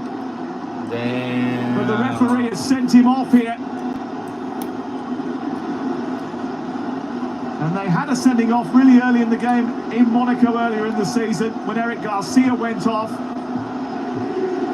And they might be in similar trouble here. He never got the ball, did he? Yeah. Well, he's got a shin on the ball. He's actually got a little touch, I think, on the ball. There, is it enough though? I think he's brought. Yeah, let's just have a little look there. Not enough for me. I think that's a great decision. He's saying he's won the ball, and in the reaction, in that emotion, Pavlidis is saying, I'm not sure. Here we go again. Again, it's that high line. This time, Pavlidis went on his own. They didn't need to make a pass. To get in behind them, he just went through the middle of them. And that's what caught them out. And, is it Penaldo? I mean, who was Uruguayan from Barcelona who got a red too on Champions? On Kubasi in the build-up. I always forget his name. The eventual tackle. Kubasi is saying that he got the ball. He never got the ball from the side. I'm sorry. He got the ball enough. He got the player. And the referee has decided that his decision is correct. It is going to be a free kick. Kubasi is off, and Barcelona are down to 10 players. And there's a long, long way to go. There's 70 minutes still to play. Oh, he just He missed actually it. misses the ball. He actually does get his leg in a really good defensive position there, but actually misses the ball He on the misses wrong the side. ball. He's very, very unlucky there, because That if not, referee we're was talking like- about what a fantastic tackle. He had to make an effort to tackle, but didn't touch the ball enough for me, and it's a correct decision in the end. Well, before they make the substitution, I imagine If he Beyond tugs slip him, into the back four, is that a red as he too? has done before. Or a yellow? Oh, because he's last We'll keep man, an eye on huh? it for now, but I That's why it think didn't they'll even make a matter. change here. Eric Garcia, I wouldn't be too surprised if we saw him and they Yeah, sacrifice he saved the goal though. forward players. That's what you gotta The do. first job for Barcelona Your man down, but is to sort out. if you go defending Benfica this 0-0, free kick. then that's the best right now. You salvage the game. Hey, best if you win 1-0. With a man down. Was the hero against All I see, Monaco. more goals, the more better, right? Stands over the So right now, Benfica's looking good. But they got to score though. bit close, isn't it? To get it up and down. Let's see which way he goes. He's going to go goalkeeper's side or the wall side. He's got goalkeeper's side. It's Pavlidis on the rebound. He was there. And Szczesny's made a smart save. Yeah, sharp save to his left there. I mean, that's his side of the goal. He's got to deal with that. There's a mini sort of wall in front of him. Just manages to parry it. The key to that is it's gone sideways. Didn't come out straight out, and well, the attacker's just going to put that in the back of the net. So he's managed to just make it go square of him, and he's made a couple of really good saves, hasn't he? Chesney. It's never going to be a simple night tonight. This is a Benfica team that beat Diego Simeone's Atletico Madrid 4-0 here earlier in the season. It can be Jekyll and Hyde too. They conceded a bucket load of goals against Feyenoord and Monaco, and in the first game against Barcelona. But they'll have much better luck, you would have thought, playing against 10 than they did against 11.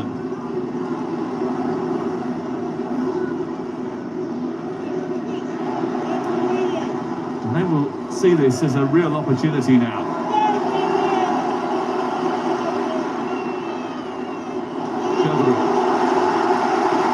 Bruno Lage just saying, you know, up the tempo, let's get things moving. Play, make angles, keep changing the ball, the angle of the ball, and eventually. The big key question for me is... Aurelio, was it Arujo? Arujo. High line, even though they're a man down. Where is Arujo? Because there's going to be smart players on the ball. Already they've dropped a little bit. But it's when the ball's deeper in Benfica's half, whether they're going to hang up and stay on that halfway line. That's the interesting situation at the moment. No one follow it cleanly. That was a little bit overhit. The ball's gone out of play. But here is the change. Yeah, it's actually Ronald Araujo. There he is. Going to come on in place of Kavas in the centre of defence. But who's going to be sacrificed? That's the big question.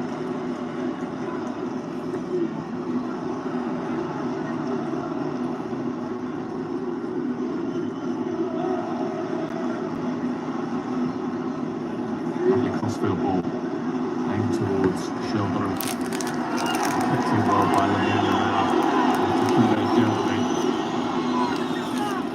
Fires that forward towards Lewandowski. It's close to reaching him too, but Antonio Silva anticipated it well. This switch of play is tucked behind by Jules Koundé.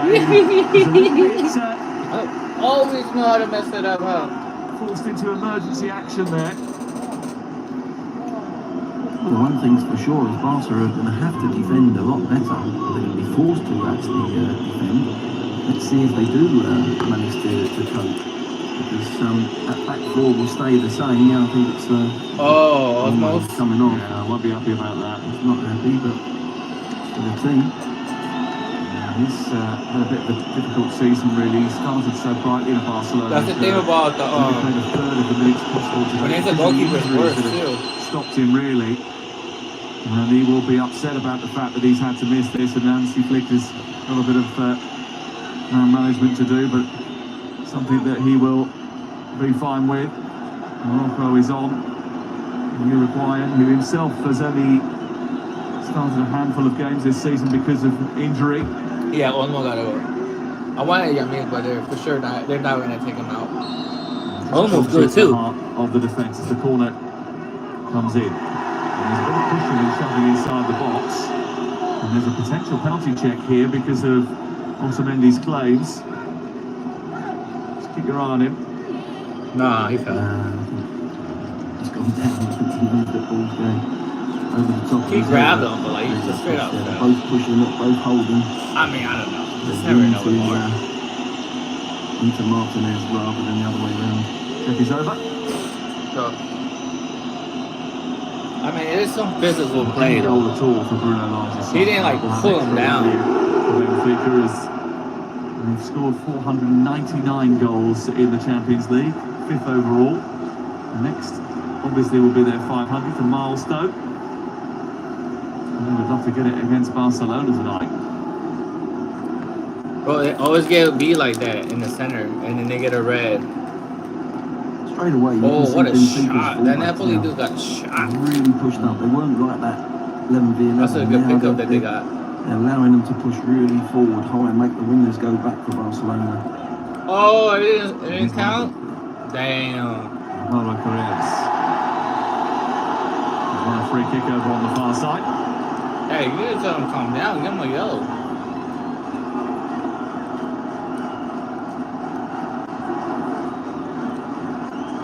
Bro, come on. It's a foul, isn't it? It's a foul, bro. He straight took him out of the play.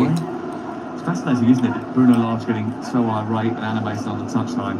You get the sense he believes that there is now a real opportunity they've got to Right there. realise. Here's Pavlidis. It's come Pass through to him the nicely. effing ball, man. They've looked the threat. Again, as soon as that ball goes into him there, he's got one thought. Get a shot in. A little bit unfortunate there. But it's get a shot in. 3 times he's done that now. Not even thinking about a teammate. Yeah, that's right. Thing, if they go 1-0 up, that is the key moment. Is that my glasses? Yeah, that's my glasses. Adekoglu's delivery. Comes out as far as Kirchu, who shoots from distance and he took a number of deflections. Deflection goal? Dude, that was, I like how he just glides. That's my favorite like shot when he glides. Oh, I think it would have been goal. That's the other thing now. It's interesting that when you take a corner and you're playing against 10 men. Oh, nobody in the middle. 2 corners Right there, right there. Oh. You always take someone out. You better shoot it. Oh my God, this guy sucks. One player down. Shoot it, bro. Get across the edge of the box. And even if you don't Oh play, my if they God. can take players out. How does PSG miss all those The goals? referee about the amount of time he was taking over that goal kick. Hey, Started goalkeeper with game. the idea of playing out Nice. and then went long.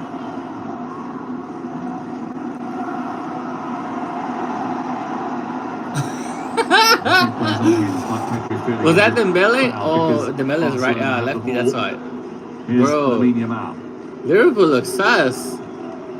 This should have been 2-0 right now, I think.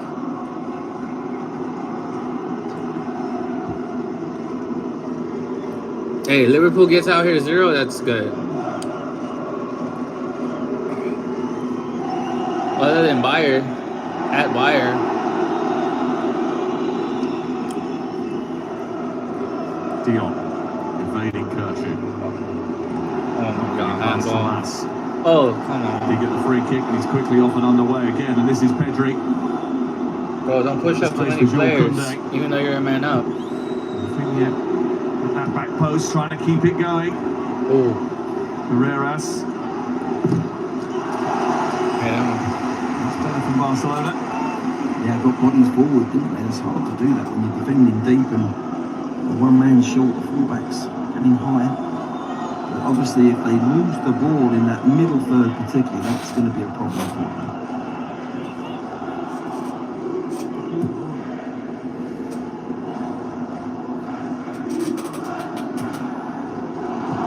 Air Tasker.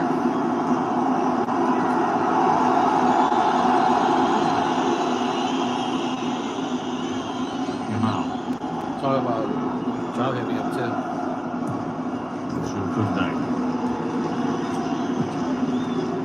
Barcelona don't keep clean sheets very often. And when they do, they usually come against sides that he's would offside. expect them to keep clean sheets against. This is Sheldon. I think he was offside. Yeah, he was offside. Is it Donnarumma? Oh, Donnarumma, right? Couldn't bring it down with his vicinity of his body. Oops. And he just gets a little bit fortunate there. He might have been in no man's land if he brings it down. Shoulder look. Well, he is a talented winger and he's got added incentive tonight because there have been quite a lot of rumours about potential interest from Barcelona. It's been alleged that Deco, the sporting director of Barcelona, has dispatched his scouts to keep an eye on Schelderup. He was terrific last season on loan at Danish club Nordsjælland. Loads of goals and assists. Ball by Frenkie de Jong, and that's Rafinha. And Thomas had to get really close to him. They're still dangerous, aren't they? They've got 10 men. They still know how to create and make runs, and it's in their DNA. They just want to go forward, and in the end, it was Thomas with a real good block, decisive. And he gets through some work tonight, Rafinha, now because of the extra man that Benfica have. That's all that was from Frenkie de Jong. Schelderup's got a bit of an issue here to his right knee. Lewandowski involved in a potting exercise with Araujo and Rafinha.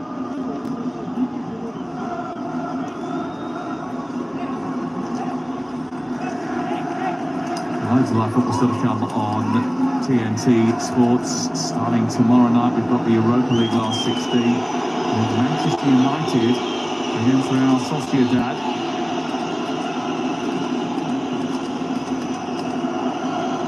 Rangers on at the same time. That's on TNT Sports 2. Sports 3 has RZ against Tottenham Hotspur. And we have a pause in play here because of the fact that the Benfica fans behind the goal have started to let off pyrotechnics, which means that the players have been removed and taken away from that end of the ground.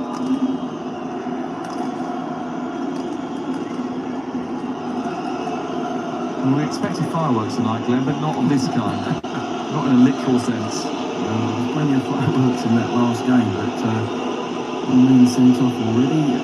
You just feel this is waiting to ignite. I think if Benfica get a goal, then it's really going to be a big question. Then Barcelona then got to look to themselves and say, look, after 90 minutes this is half time. You know, we've got to make sure we're still in this time. But it's against their DNA, as I said. All they want to do is play and go forward. Here's the delivery into the box, which is dealt with. Got a chance to counter-attack. He is mental there just to time his intervention right. Those flares and pyrotechnics still going off at that end of the ground. That's leading to billowing smoke just drifting onto the playing surface.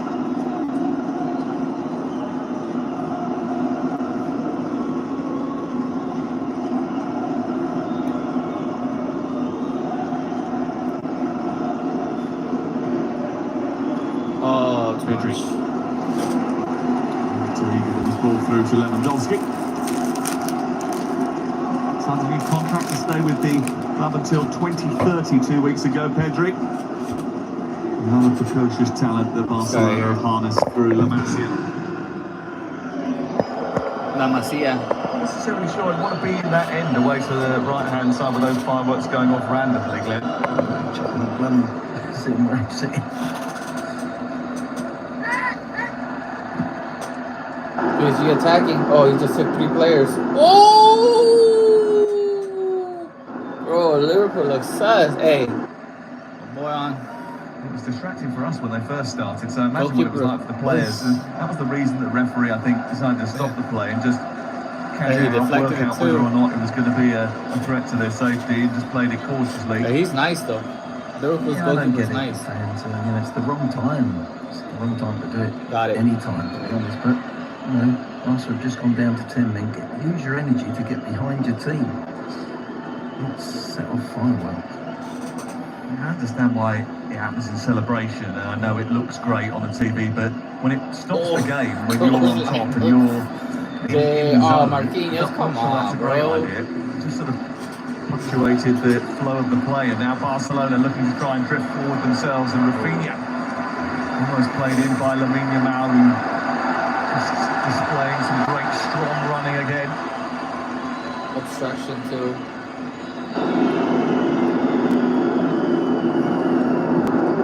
Out of the yellow, like.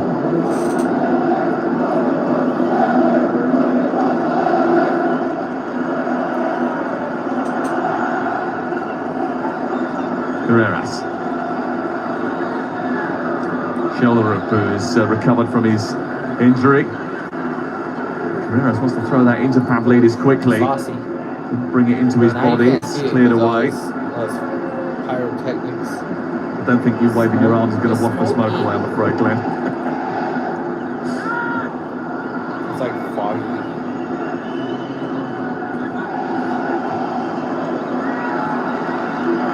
Harshness.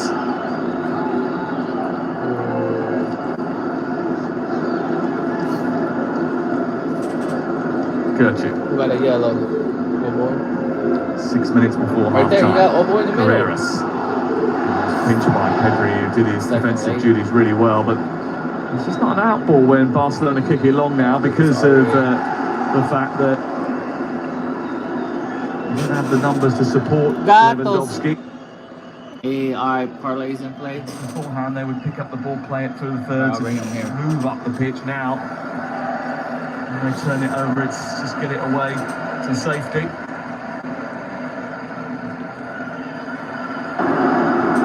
Gertrude sliding that through.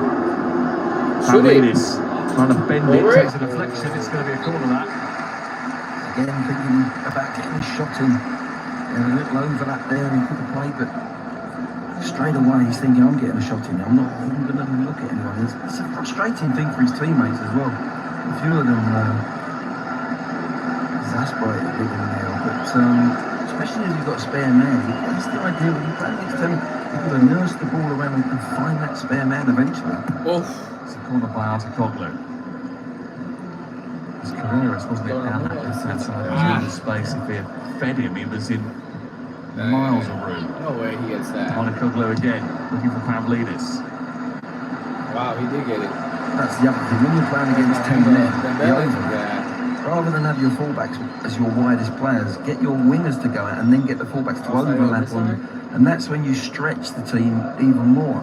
So 10 men eventually, you find spare men all the time, and you're getting behind them. You play in front of them. They can bank up like they're banking, and they can defend and defend, make it difficult for them.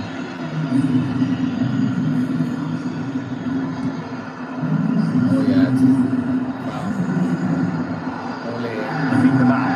Bit of space over there for Rafinha. Oh, just a second. Scampering behind Alves, and they're arriving in the box now in numbers. Lewandowski and Lamine Yamal were just options there. It was dealt with in the end by Antonio Silva. This is Pavlidis. What is that? It shows the danger if you get just a little bit over ambitious, leave yourself short at the back.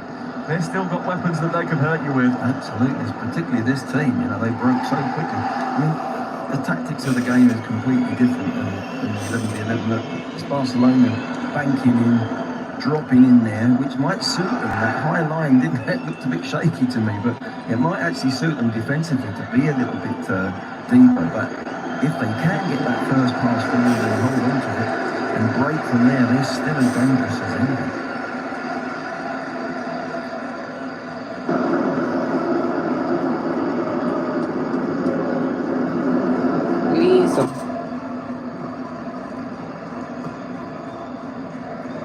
Oh, nice. Aims to try and find Thomas. Not quite come off for Benfica, and Barcelona looking to try and spring an escape, and it might come through to Jules Koundé here. It does. Offside flag is up against Yamal.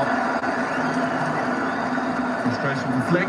Yeah, he's not happy with that. I can understand why as well. There's a break on as well. He's got to just stay on side. He's not had a glance and look.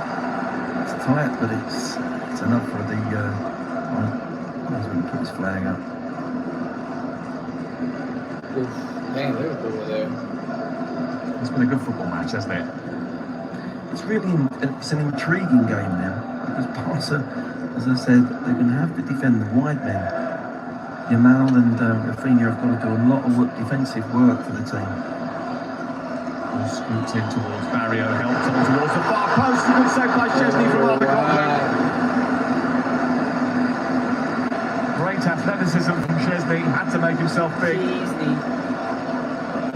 Just comes to him there, he puts just puts him off enough, doesn't he? But what a save again from Chesney. I mean, he's having one of those welders, as they say, at the moment. When the secondary ball comes down on a couple of occasions, it's actually ended up in his hands, which has been fortunate. But he certainly made up for his performance. Well, I think he's been pretty good since that in La Liga as well. He's sort of settled down after a shaky start. Certainly that didn't help the game against Benfica, but they're even thinking about offering him a new contract now. Here is Rafinha from distance. It's cleared the crossbar and a long way beyond.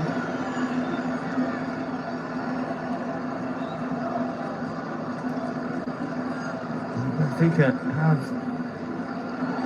themselves a really good chance in the Primera Liga. Had a nasty blip over New Year that handed Sporting the initiative, but they have wrestled it back. Sporting won on Monday night to go 3 points clear at the top of the table, but Sporting have played a game more. That's a spicy challenge. And Leandro Barrio, 0-0. who's being Barcelona got penalised. red. PSG had 1 goal taken off. It's Martinez there that gets They've caught been a little attacking. bit. It's a Liverpool bit of looking sus. a poor pass. It's a 50-50. Look, both go in for the ball. Bayern's winning. Martinez is the one that's flown in. He won the ball though. He got there just first. I think going in his favour, but they both flew in for the ball. The yellow card's come out for Barrio.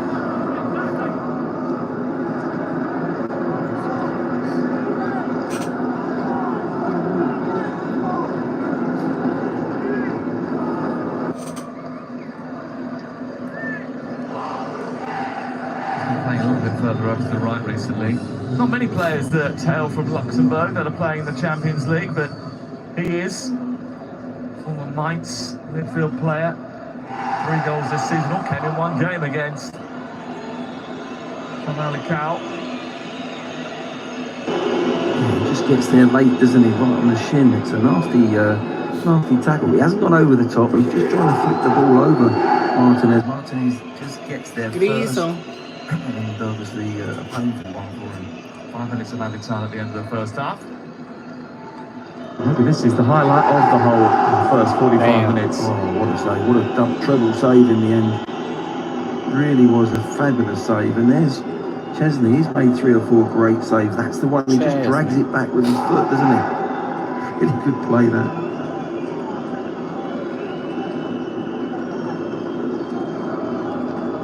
Chesney. Just reviewing the incident, checking on the prognosis of his defender. Bruno Lage just indicating to everybody what he wants for the last 5 minutes of the game. Benfica in the semi-finals of the Portuguese Cup. They've already won the League Cup. They're having a really fine season. They're expected to win the league in Portugal. If you're Benfica, you're expected to win the league every year. Sporting, Porto, Benfica, 3 big clubs.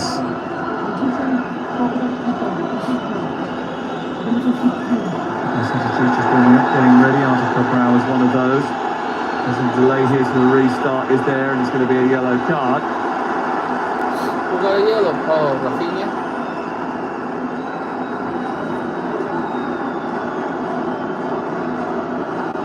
Miguel Martinez is still upset. He's got his shin pad out of his sock and he's saying, I'm still putting it back in.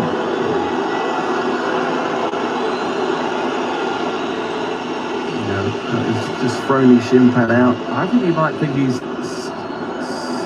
significantly injured enough and saying that there should be more done to punish Leandro Barrio.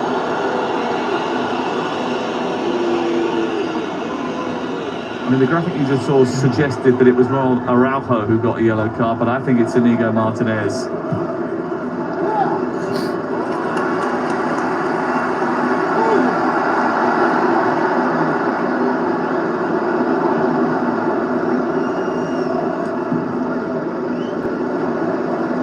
I agree with you, Sal. I think he was asking the referee, he was emotional, obviously, he's been hurt there, he's caught his shin, but he was asking why not more than a yellow. Ball angle towards Araujo, so little stretch for him.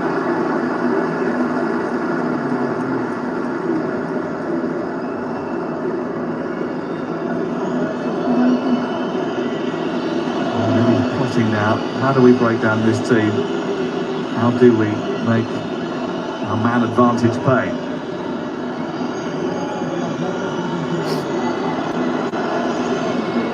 The good thing for him as coach is he's got half time now to actually get the tactics ball out and go through quite a few scenarios that will do that. But they've got to watch themselves. Rafinha getting in behind, I think he used his arm there.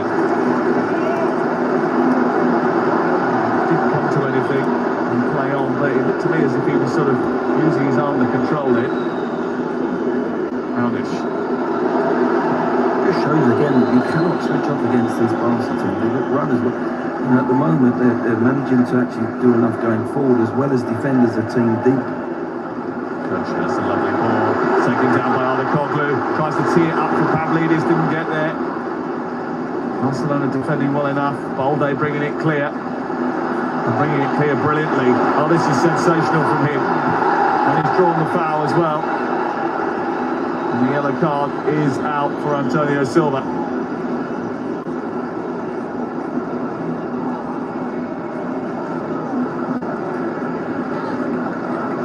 It's a run, this is.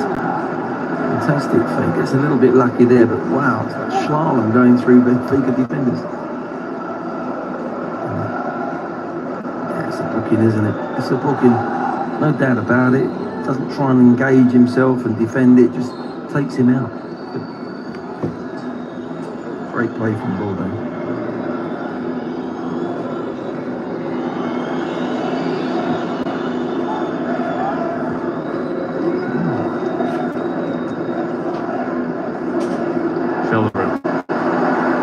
Looking to escape across Araujo. We're being told that Araujo and Martinez were booked in that incident just before the restart after the foul on Inigo Martinez. Not what Hansi Flick will want. Good run by Barrier into the inside right channel. It looks like it's going to be a goal kick.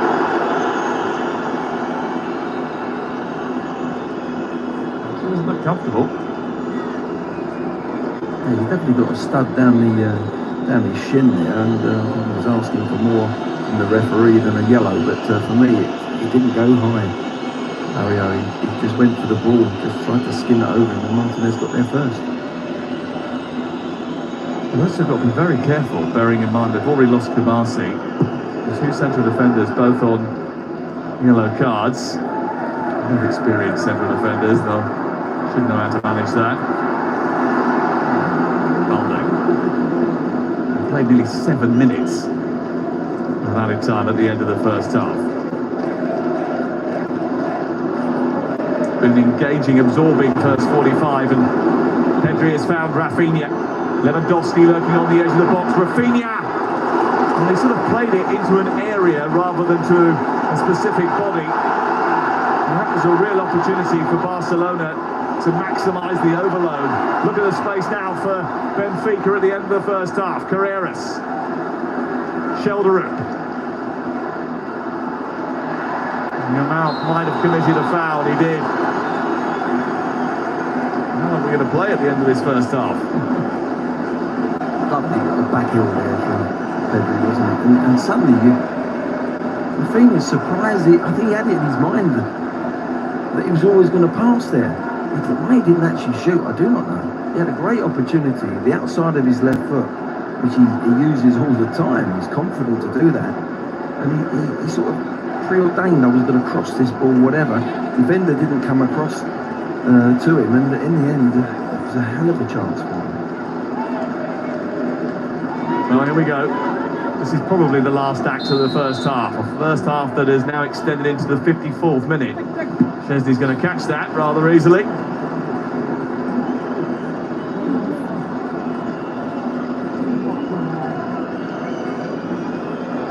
And that is the end of the first half, finally, after what has been an absorbing 45-plus minutes. It's another seesawing first half between Benfica and Barcelona, which has seen Trubin make a triple save. Ronald Araujo have to come off the bench to add to their defensive numbers after Pau Kubasi was sent off for the denial of a goal-scoring opportunity. There have been no goals so far in Lisbon at the Estadio de Luz, but there is a lot to talk about and a lot to pick through as well. We'll do that next at half-time. It's Benfica 0, Barcelona 0.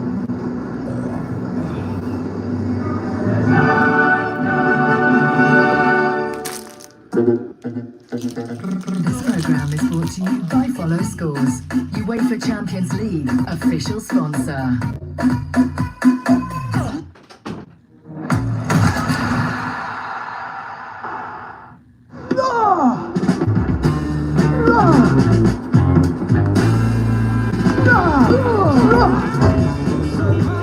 Got the blue or pink? TNT Sports just got bigger.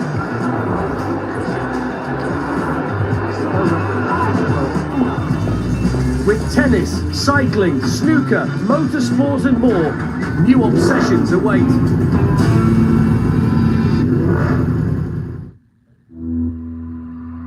You can't be demanding. You can't be relentless. You can't put yourself first. So, put yourself first. You can't be confident, so be confident. You can't challenge, so challenge. You can't dominate, so dominate. You can't flex, so flex. You can't fill a stadium, so fill that stadium. You can't be emotional, so be emotional. You can't take credit. You can't speak up. You can't be so ambitious. You can't break records. You can't have any fun. You can't make demands. You can't keep score. You can't stand out. Whatever you do, you can't win.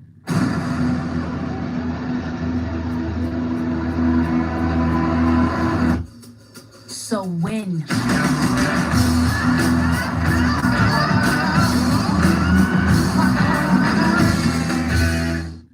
The new £5 meal deal from McDonald's. Cheeseburger or mayo chicken, fries, 4 chicken McNuggets, and a drink. For guess what? That's right, £5. Sainsbury's?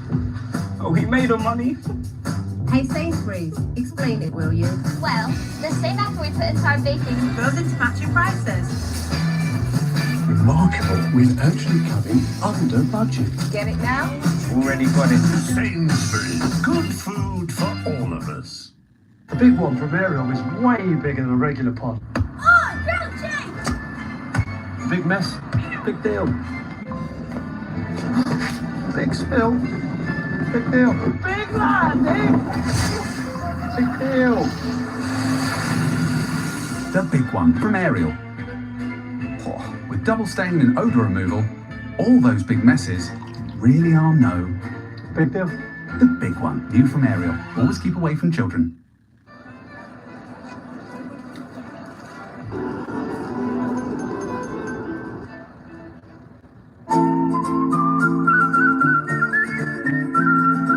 Car insurance sorted. Now you've just used Confused. JustUsedConfused.com.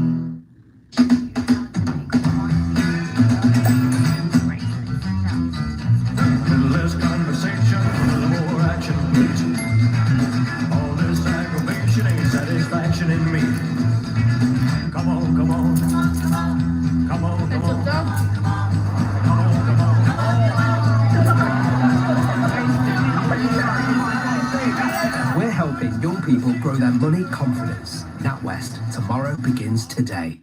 Gusto presents our biggest menu ever. Featuring speedy 10-minute meals crowd-pleasing family classics and thrilling global cuisines. Prepare for fresh, quality ingredients and blockbuster flavor. Now with over 500 recipes to choose from every month. Critics are raving. Now cooking in a kitchen near you. Visit gusto.co.uk.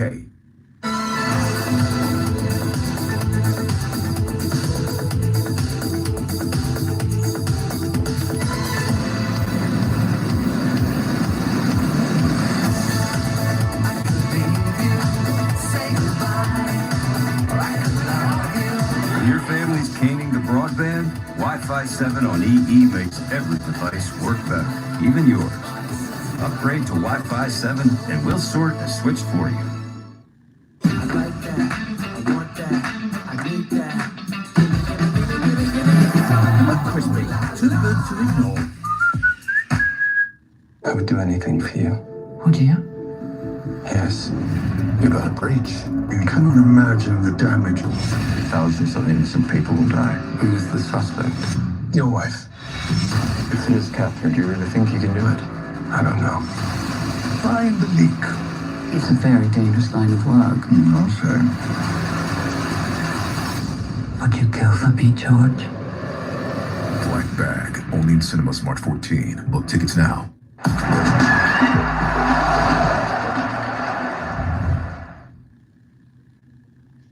This program is brought to you by Qatar Airways, UEFA Champions League official sponsor.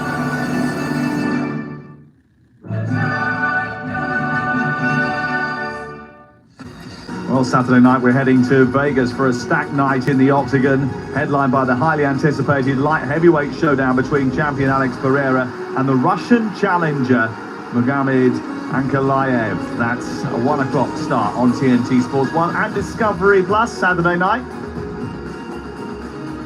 What a first half we've had for you in the Estadio de Luz in Lisbon. Benfica 0, Barcelona 0 at half-time, but goal-scoring chances are plenty, including in the first minute with this opportunity for Artakoglu, saved by Wojciech Szczesny.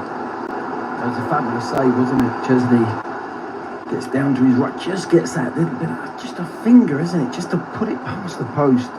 Great start from Benfica the first couple of minutes. And a good start from Barcelona as well, because they responded in kind with an effort from Dani Olmo that was just narrowly wide. Yeah, he hits that straight, doesn't wrap his foot round it. Look, he just gets no curl on it whatsoever. I think he beat the keeper though. And then, obviously, you talk about needing to beat the keeper. Well, they found that pretty tough, especially in this incident when Rafinha's ball went into the box, almost steered it towards Trubin. He saved once from him, then from Lewandowski, and then from Lamine Yamal. He kept them all out. Ah, incredible treble save, isn't it? It really is. And I think it's the key one for me was the middle one, Lewandowski's chance, because this one here, he reads where he's only got one place to go. And he covers and smothers the space early. There he goes, look, bang. Makes the save. In the end, the ball just drops back so he can grab it. This is the key moment of the first half, really. Pavlidis bundling his way through. Kabasi attempting the tackle. The referee deeming that to be the denial of a goal-scoring opportunity. And a straight red card for the teenager. And Barcelona down to 10 players. Yeah, I think it's the correct decision. He doesn't get any of the ball. He attempts to. He actually, his leg does get there first. His leg goes across. And if he plays that ball, we're talking about a really good tackle, but he timed it poorly and correct decision. This timing completely on point from Wojciech Szczesny, making himself big to deny Artakoglu just before half-time. Yeah, he's popped on the back post a couple of times, Artakoglu. And just gets his header in there again. Szczesny having one of those games. Look how he grabs it back with his right foot there. That is key. Just manages just to drag it back to his hands. Well, elsewhere tonight, live on TNT Sports and the Discovery Plus app. Earlier on today, Inter beat Feyenoord in the first leg of their last 16 game in Rotterdam by 2-0. Bayern Munich 1-0 up thanks to Harry Kane after 9 minutes against Leverkusen, an all-German affair on TNT Sports 2. And Paris Saint-Germain causing Liverpool problems, but no breakthrough in Paris so far. No breakthrough in Lisbon either tonight. And all the action from the second half is on the way from the Estadio de Luz. Who is going to open up the back door? You'll find out in the second half, and we've got highlights tonight of all the action on TNT Sports 1. This is the place to be for the Champions League, and the second half is coming next.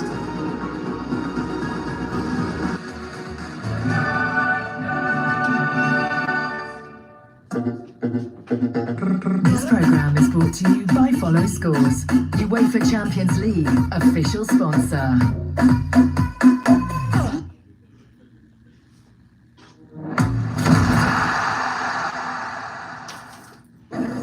I need your arms around me.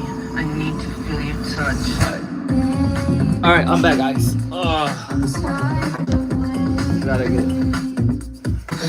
So Barca took a long time. Marquinhos is in here. You're aware of that, aren't you? Yes. Oh, this new carpet. I like this new carpet here. Liverpool have cruised through. Best team, best record, top of the table.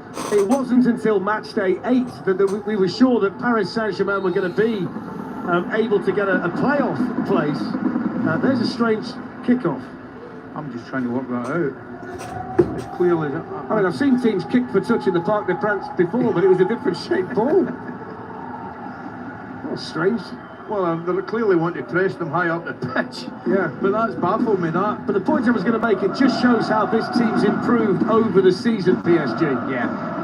Well, we saw them, we keep saying, Darren, I was so impressed. I know they came back from 2-0 against City and won the game, but I was out with, you know, the goals. I thought the level of performance as a unit and as a side, you know, it was a kind of never say die attitude, which I hadn't seen from them before.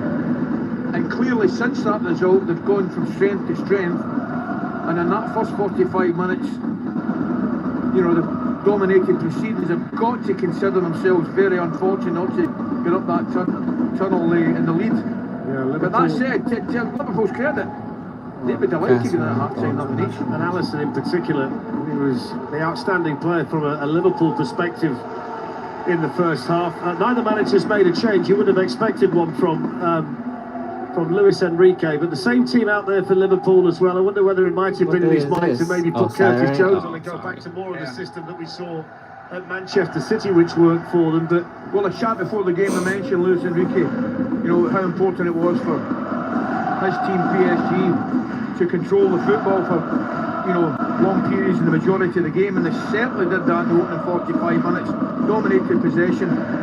It's up to Liverpool to do something about it. What is that?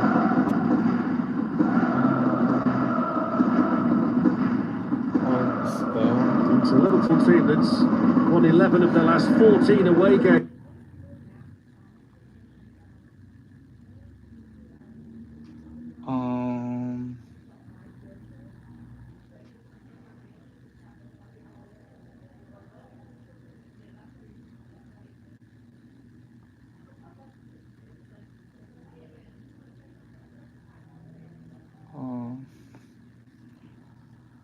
Uh-oh, did it froze?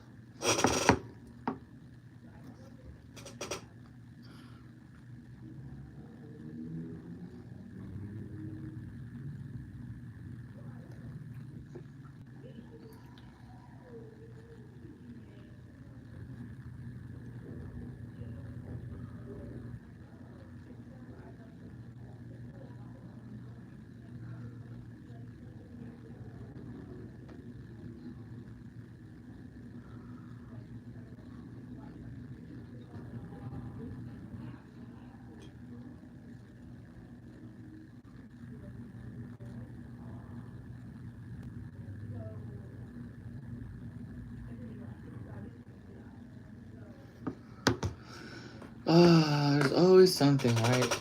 If it's one thing, it's another. Dijo mi papá.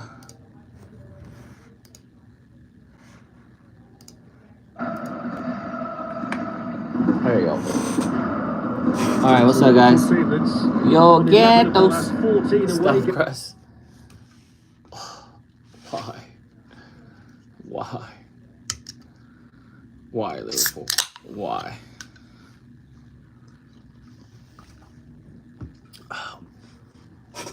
If it's gonna keep messing up,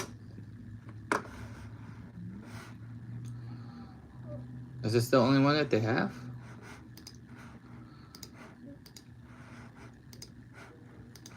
Let me see. Soccer moppers.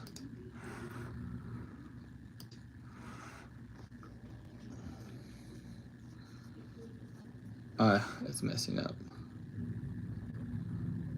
Alright, let's put, oops, I shouldn't have done that because now we don't see the Liverpool game. That was a quick half hour. Members of that afternoon. He was in the opposition dugout in charge of Bayern Munich. It was one of his great moments that eventually saw his team go on to win the Champions League and everything else that season too. And how he would love to come out of this stadium tonight with a victory. In fact, how he would like to escape without getting beaten tonight, Glenn, because that will be his priority now. I think so. I think that'd be the message. I mean, it's very difficult to tell those talented players out there to restrain themselves, play discipline. But I thought they've done it really well so far. They've got behind the ball, they've banked up, they've made it difficult to be broken down, and they've looked a threat the other way as well. So I think he'll say that the same, there's no need to change. It's really up to Benfica now to make the difference and get themselves a goal up. The pressure in a strange sort of pressure for Benfica. If they do get the goal up, then it's a different story. Oh, actually, I wanted the other one. They approach it with what urgency they approach it, knowing that this is a real opportunity for them, and that they're not going to get an opportunity against Barcelona playing against 10 players for 45 minutes in a stadium and an atmosphere like this again. They've got to go on their travels and 0-0. They certainly 0-0. Time at that half time is a vital time for Bruno Lage to really pin things down. We got technical difficulties with the Liverpool game. We'll wait and see, but I think they'll press hard and they'll try and win the ball up as high as they can. I just need one. Trubin. Changes at half time for either of these two teams. His only change was to bring on Ronald Araujo for Danny Olmo. Knocked away from it by Gravenberch. There you go. 0-0. Changes for Diogo Benfica. This is Antonio Silva. A brilliant season. As a result, he's been all over Europe. His agent, George Mendes, saying that he wanted to join Juventus, but they kept hold of him in the winter window. It is the economics of Portuguese football that he'll probably end up moving on in the summer. Nice. Maningana Koglu looking to reverse that ball into Pavlidis. Hold it up. Outside, you see him. Yeah. Space on the far side, but shoulder up was declined. Pavlidis trying to centre it. Nice. Valde. Middle, come on. High up again by Benf. Shoot it! Pavlidis needs to utilise it. That is your left. Pavlidis. And a little deflection from Kurtz's effort. Up in the arms of. You're not going to beat something like that. Yeah, one of the easier ones on the night. There's a little deflection. Yeah, Chesney, easy for him. But it's interesting. I think Carreras has gone in sort of almost like to make a three at the back, which is I don't understand because Lewandowski's going to be left up there on his own. That one I'm interested to see why that's happening. You play your wing backs a little bit higher, but Carreras for me is looking as if he's playing in that left side channel here, centre back there, look, rather than pushed on left back and then your winger can go and run. Here's Kirchhoff.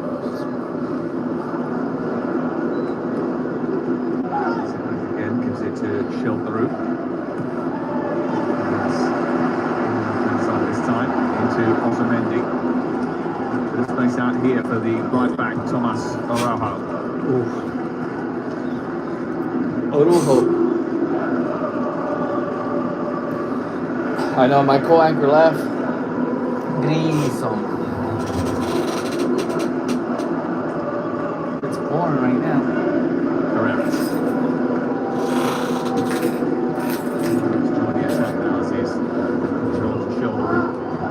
He's looking to get the better of Jules Koundé. Referee says get back to your feet to Shelteru.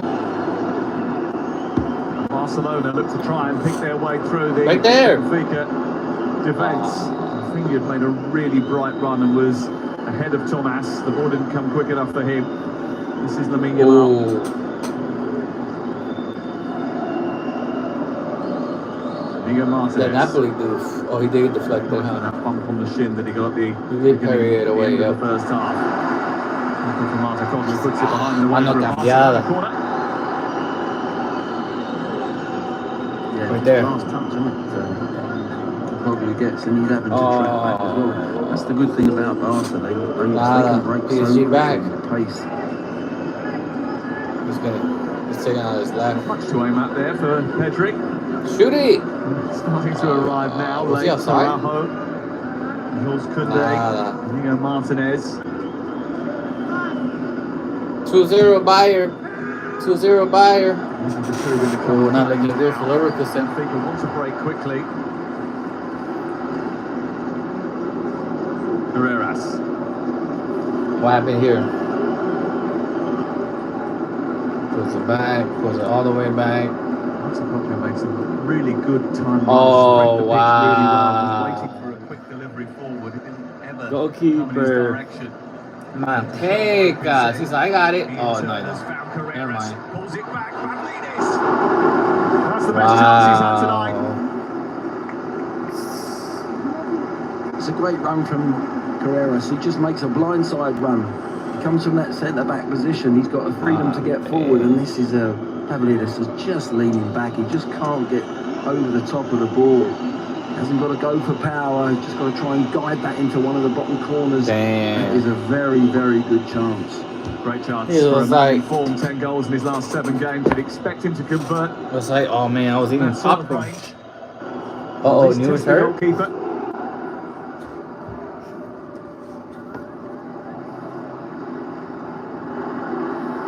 Gertrude. Herreras getting up again on that left-hand side and feeding it into Shelderoo. You've got men arriving on the edge Right of the there. box. One of them is Alves, comes out off Shelderoo. Wow. Barca looks Reacted really dangerous. well to the initial stop and Barca's like, got there ahead of Pavlidis, who was closing down. Shelderoo again. 5 to aim at in the centre. Shelderoo, Barrio, Pavlidis. wow. Maybe needed to take that first time. Barca looks sus. Bit of pressure from Benfica.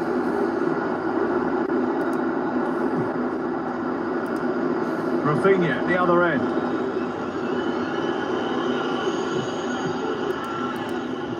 Backed up by Balde.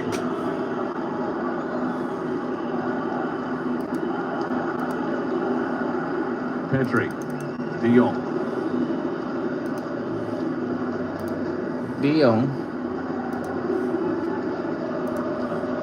See Barca now just taking their time, keeping the ball if they can, and give it away in that middle third. They get it back again, but it's like they've had 2 punches. Where was Barca? Oh, outside. Skipping past 2 challenges. Don't let him go in. Trying to weave his way into a shooting position. Carreras do well. Getting his body between man and ball. Yeah, fantastic defending. It really was, and it's like they've had 2 punches, and they've had to get up on the floor, and they've got to go again, Barcelona, and they've got to stay really strong here defensively, because I think Benfica are smelling blood at the moment. A couple of great chances they've created early doors. They've been having chances. He was out? No way. Oh no. Into Pavlidis. Shot behind by Ronald. Oh, since they scored that. What do you make of Alvaro Carreras? 21 years of age. He's like, From He should just Manchester parry United. it. I see why they parry it, because if they can't reach it, Yeah, I've whatever. liked him every time I've seen him play. He looks the part. He really does. He can play in the left side of 3. He can play as a fullback, pushed on. Good defender as well. I wonder whether or not he'll end up back at Old Trafford in the summer, because they've got a buyback clause. Here is the corner. There you go, parry it. By Szczesny, who is being Oh, challenged. Neuer's out. Like that.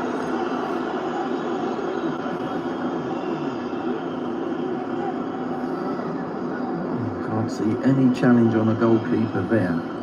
The referee's seen something there that everyone in that stadium and up on television that is not a foul on the goalkeeper. Are you not allowed to go for a header anymore? Wow.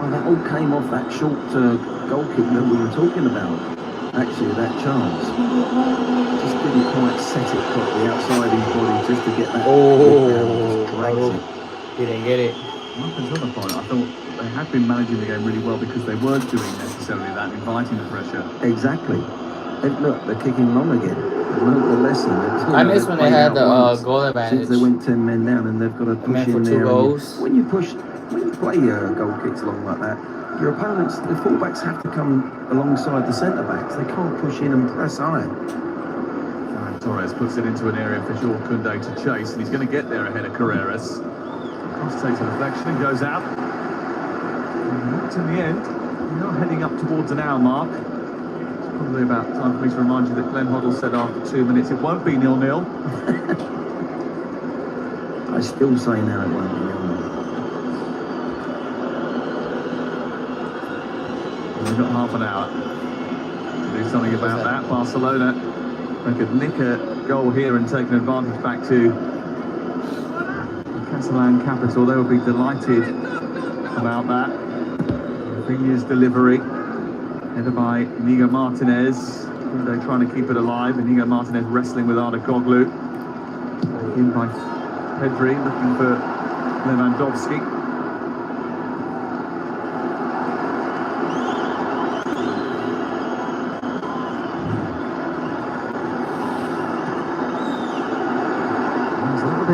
Short from Wojciech Szczesny.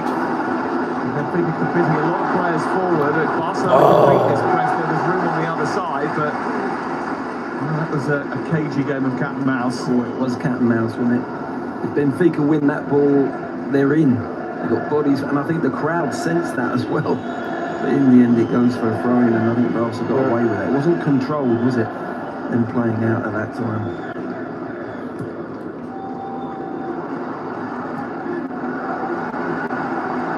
Oh, it's going away cheaply.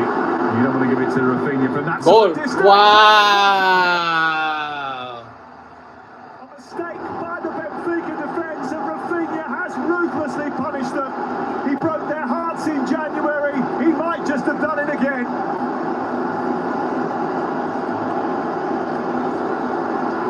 Antonio Silva can't believe it nor contribute it. But anyone who's watched Barcelona this season can. Because that fella's on fire. He's utterly clinical. There's Liverpool, like time and space. Silva plays an awful ball. Rafinha, 1 touch, 2, sets it and just drives it in that bottom corner. That is so clinical. There's a slight deflection. That actually helps it to go towards the keeper, if anything. And Trubin just can't get there. I think he was backing away a little bit as he was trying to set himself up, but my word, talk about punish a team. They go down to 10 men, they get one morsel given to them and they take it.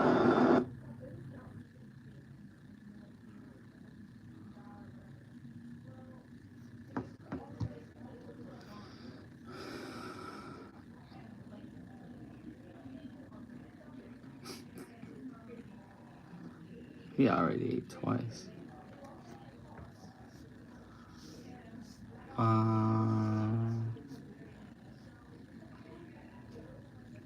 Shit.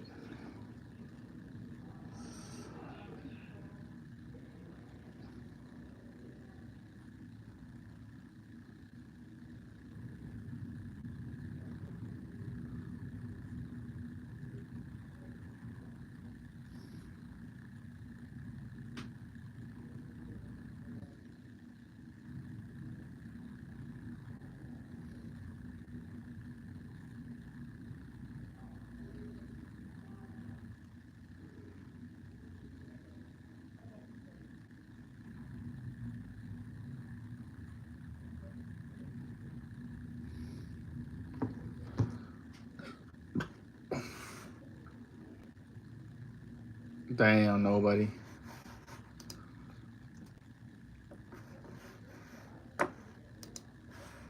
Benfica was given a gift and they squandered it away. I get it's Barcelona, but you gotta take him to them. Why is it this one messing up now? It was perfect fine. It was perfectly fine. God. I hate this.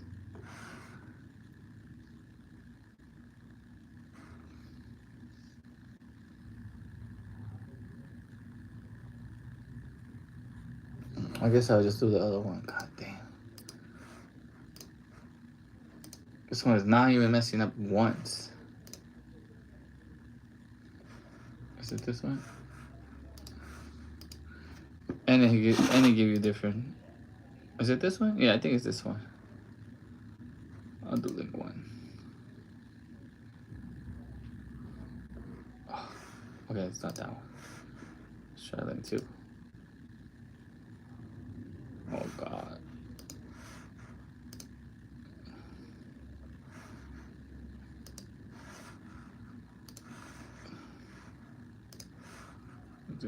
You gotta press play.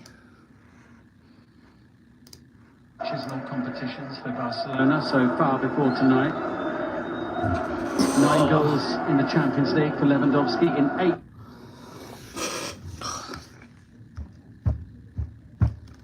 Bro, come on. Appearances before this evening.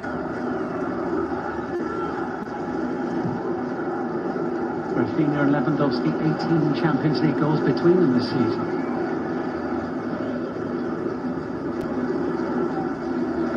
Is Pedri.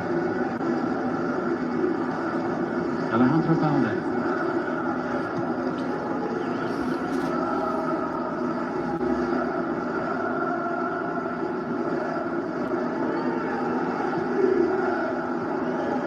Measured and composed in possession. The flick there by Torres, and Silva's there. Otamendi.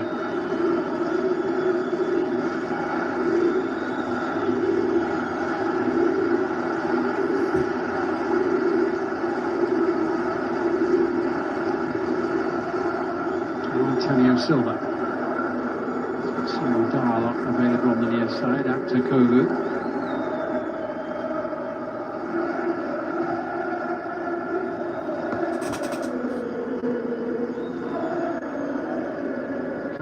Into Otamendi, now Antonio Silva. Barcelona well set behind the ball. Dahl. 25 minutes to go. Bit of space here for Silva. What's the delivery like? Well, good enough to find Pavlidis. Marshalled by Araujo, swept away by Koundé. Barcelona standing firm here.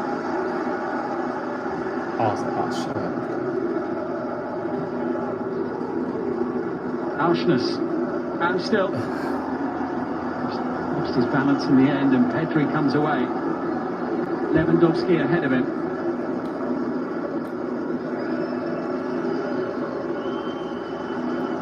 That's the goal scorer, Rafinha. Now they're getting well forward.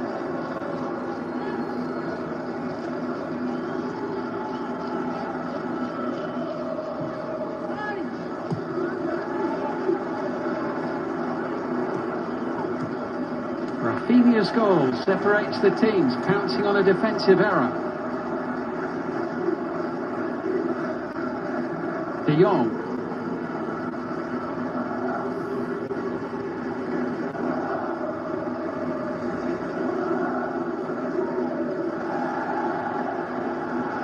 They challenged, and he won't get a free kick with a tackle on him from Andreas Schelderup.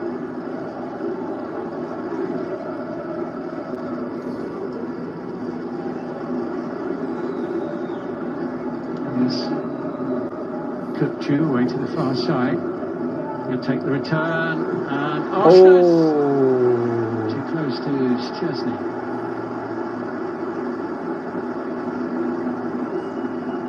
Not a bad move from Benfica, but straightforward save really for the Barcelona goalkeeper.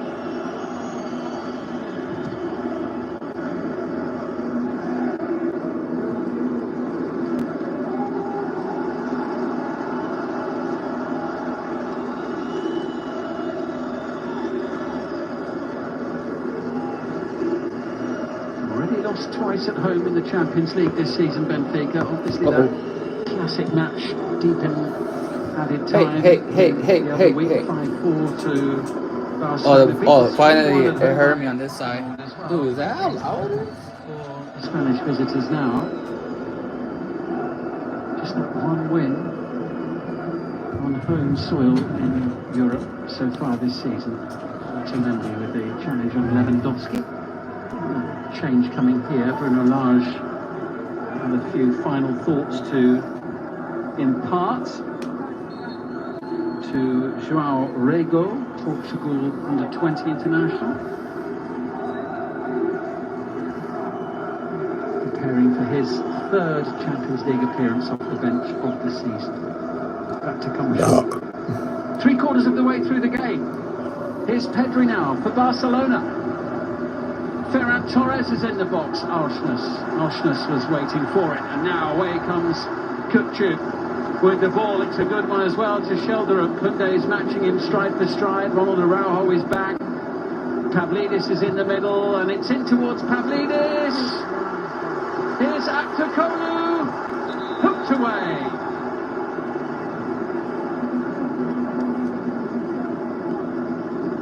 Everyone was hoping for a handball there, but it's gone Barcelona's way as the ball was sent into the penalty area.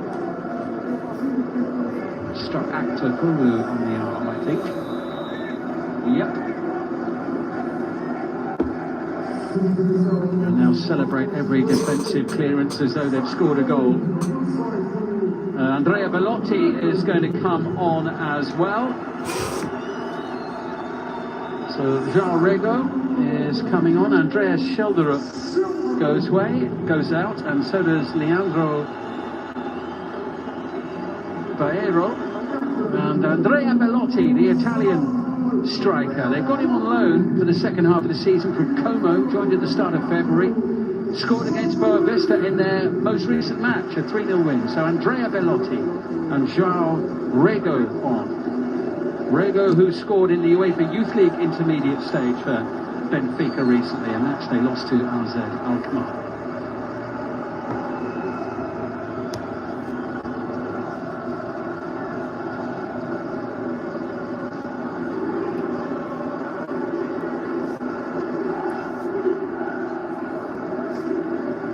He's a real traditional style centre forward, Andrea Belotti. Gives him another body to aim at inside the penalty area.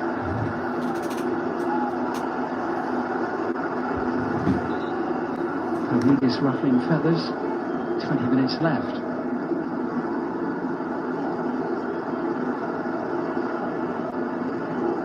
Alvaro Carreras didn't really have too many options there. Aktokolu returning the ball to Otamendi. Kukçu into Pavlidis. It's still Pavlidis. It's going to be a corner. Just get the feeling there'll be plenty of defending for Barcelona to do in the final 20 minutes of this one.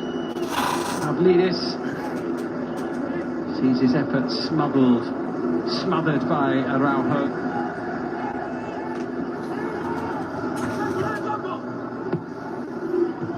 Easy header away. Only as far as Kerem Aktokolu.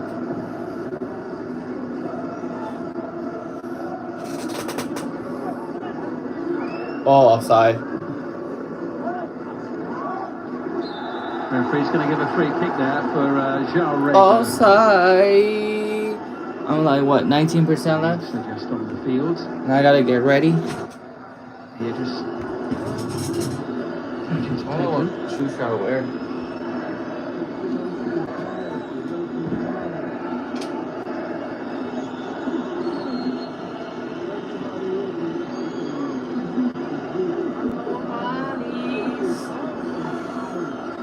No monies.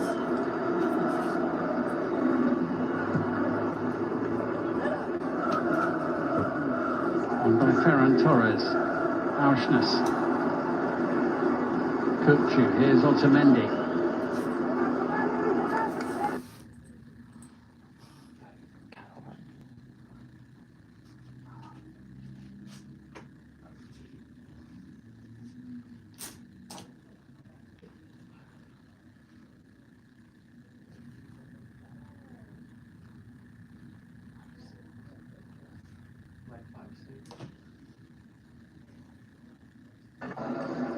17 more minutes plus added time.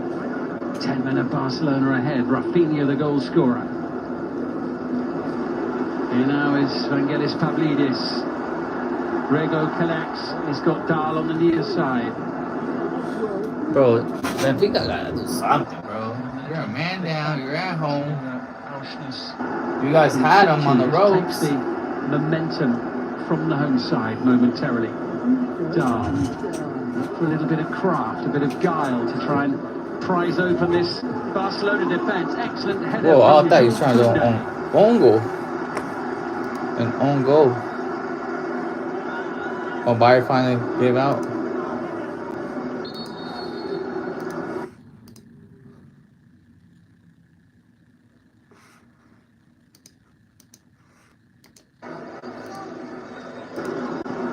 Actually, Bayern was on the other one. Haha. And the one that I was actually watching all of them.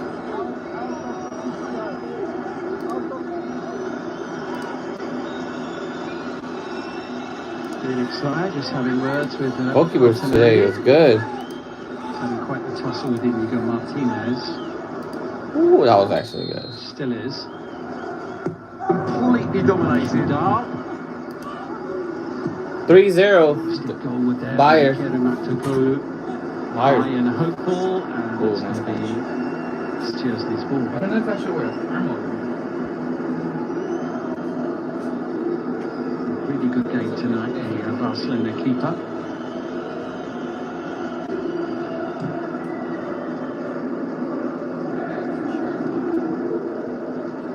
Yeah, probably extra shirt. Towering header from Koundé. Good play to find Samuel Dahl.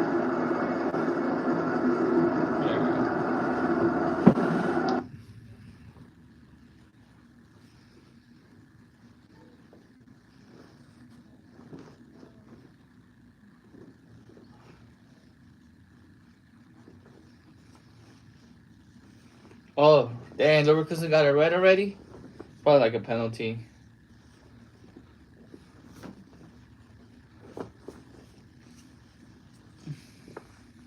Damn, line change 3. Line change.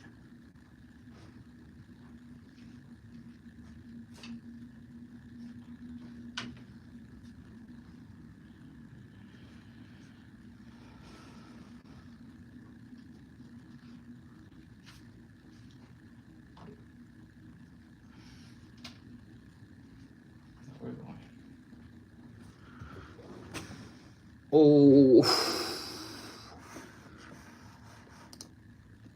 Barca's done. Hold on.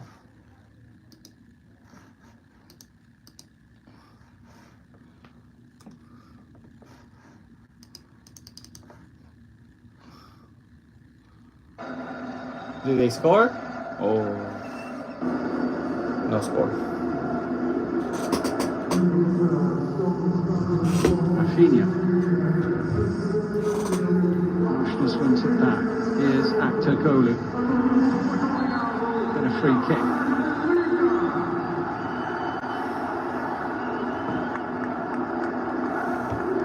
Benfica. Winners of 7 of the last 8 matches coming into this one. The only one they didn't win was the draw with Monaco in the second leg, the 3-3 draw in the second leg of the playoff to get to the round of 16. They edged it 4-3 on aggregate.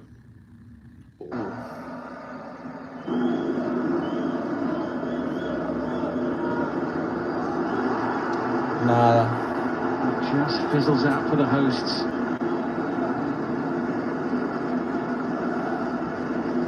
Nada. Damn.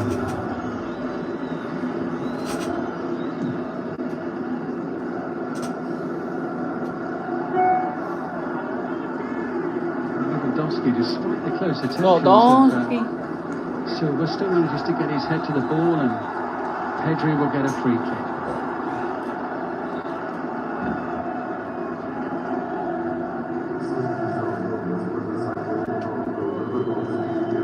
Gerard Martin and Marc Casado are going to come on for Barcelona. Robert Lewandowski will make way.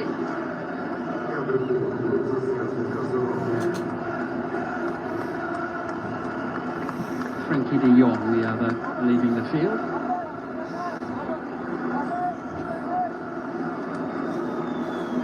Gerard Martin, who's a left back, actually scored his first goal for the club at the weekend against Real Sociedad. He played all 90 minutes. Oh. Mark Casado, defensive Oh. midfield player, he too was on the score sheet at the weekend.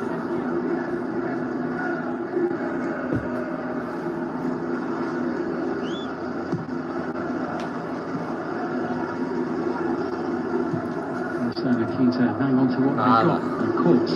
Outside. It would be a stunning success, given that they will have had to play 3/4 of the match with 10 men. Were they to go on and win this first leg? Still a tight tie at 1-0. Lovely play, Pedri. Valde. Free kick. Substitute Casado. Oh. On the end of that. Man, he was on it today.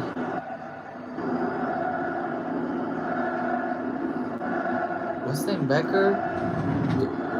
From Andrea I know it's clumsy. it's gonna bother me.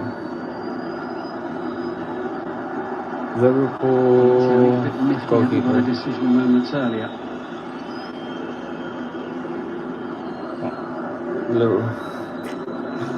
Liverpool goalkeeper. Antonio Silva gets his head on it. Set forward off the boot of Casado. Torres playing up top. Araujo going put in the air. Pedri. Traorego. Oh, Alisson Becker. That's his name. Beckenbauer. Wow. Corner. Damn. A man down and they're 3-0. That's crazy. Oh.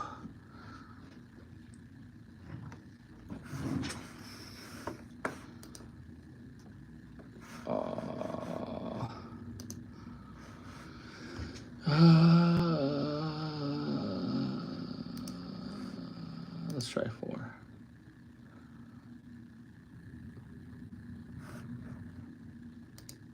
Oh.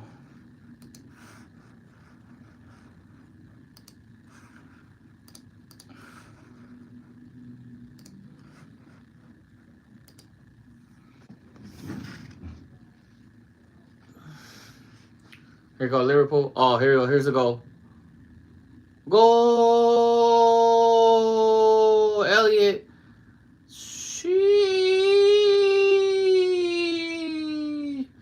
Damn. He finally scored.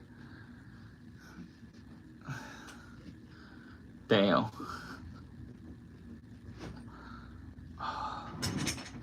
It's only 1-0 though.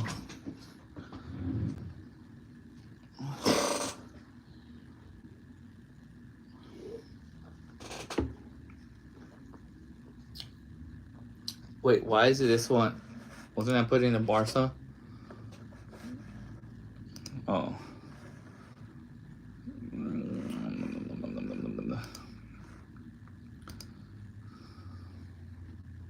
Got him. And that was his too. There's nothing like... Another red? Oh. Damn. Ooh.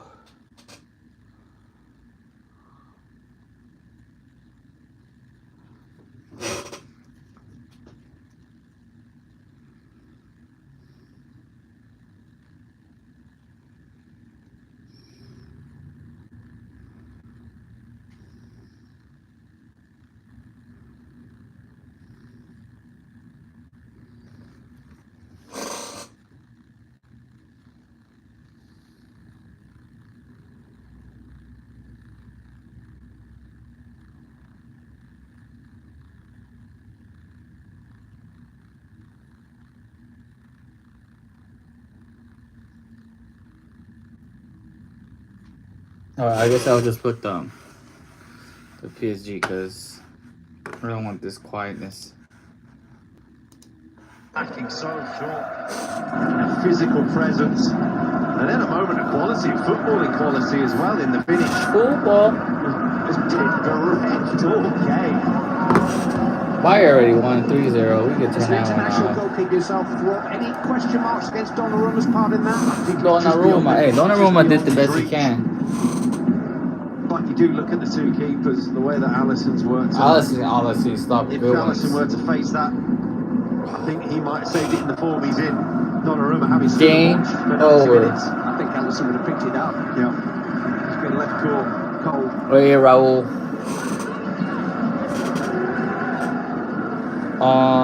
Yeah, they're 90. This one's done. Liverpool just took the win. Grew up a Liverpool fan, even though he's not from Merseyside. Barcelona, I don't know. To Liverpool was a dream for him. It's a dream that's been tarnished a little by. Oh my God! Why do they keep messing up? But that is a moment to savour. It's not a decisive Gotta go to the moment bathroom. yet. Don't believe for one moment that PSG won't be dangerous at Anfield next week. They will. Bro. But now Liverpool, who defended so stoutly all night, have got a lead to defend. It's down to that man. It's just beyond Donnarumma. Me and Harvey Elliott, born in the same hospitals, just 23 years apart.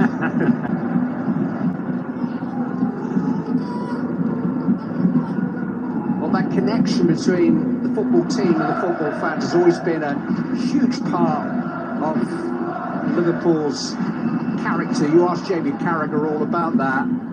He was born on Merseyside, played for Liverpool. And in all their European Cup wins, there has always been a local player in the team. Trent Alexander-Arnold is the last of those. Curtis Jones now, who's come off the bench, is also a Merseysider.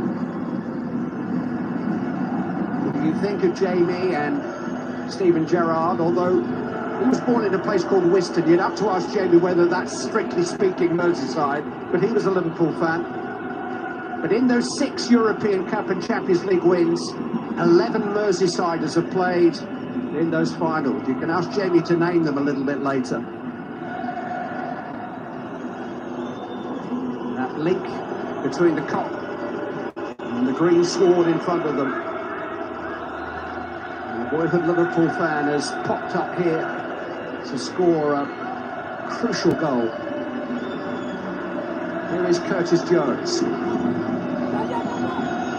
Just feel within the stadium, it really has knocked the stuffing out of PSG. The remainder of this game, and how they felt they probably couldn't have done any more to come away with a win tonight and to take something to Anfield and to come away with a defeat. There's Harvey Elliott. He's got away from him that time, and Coutinho's on the ball. Here's Marquinhos.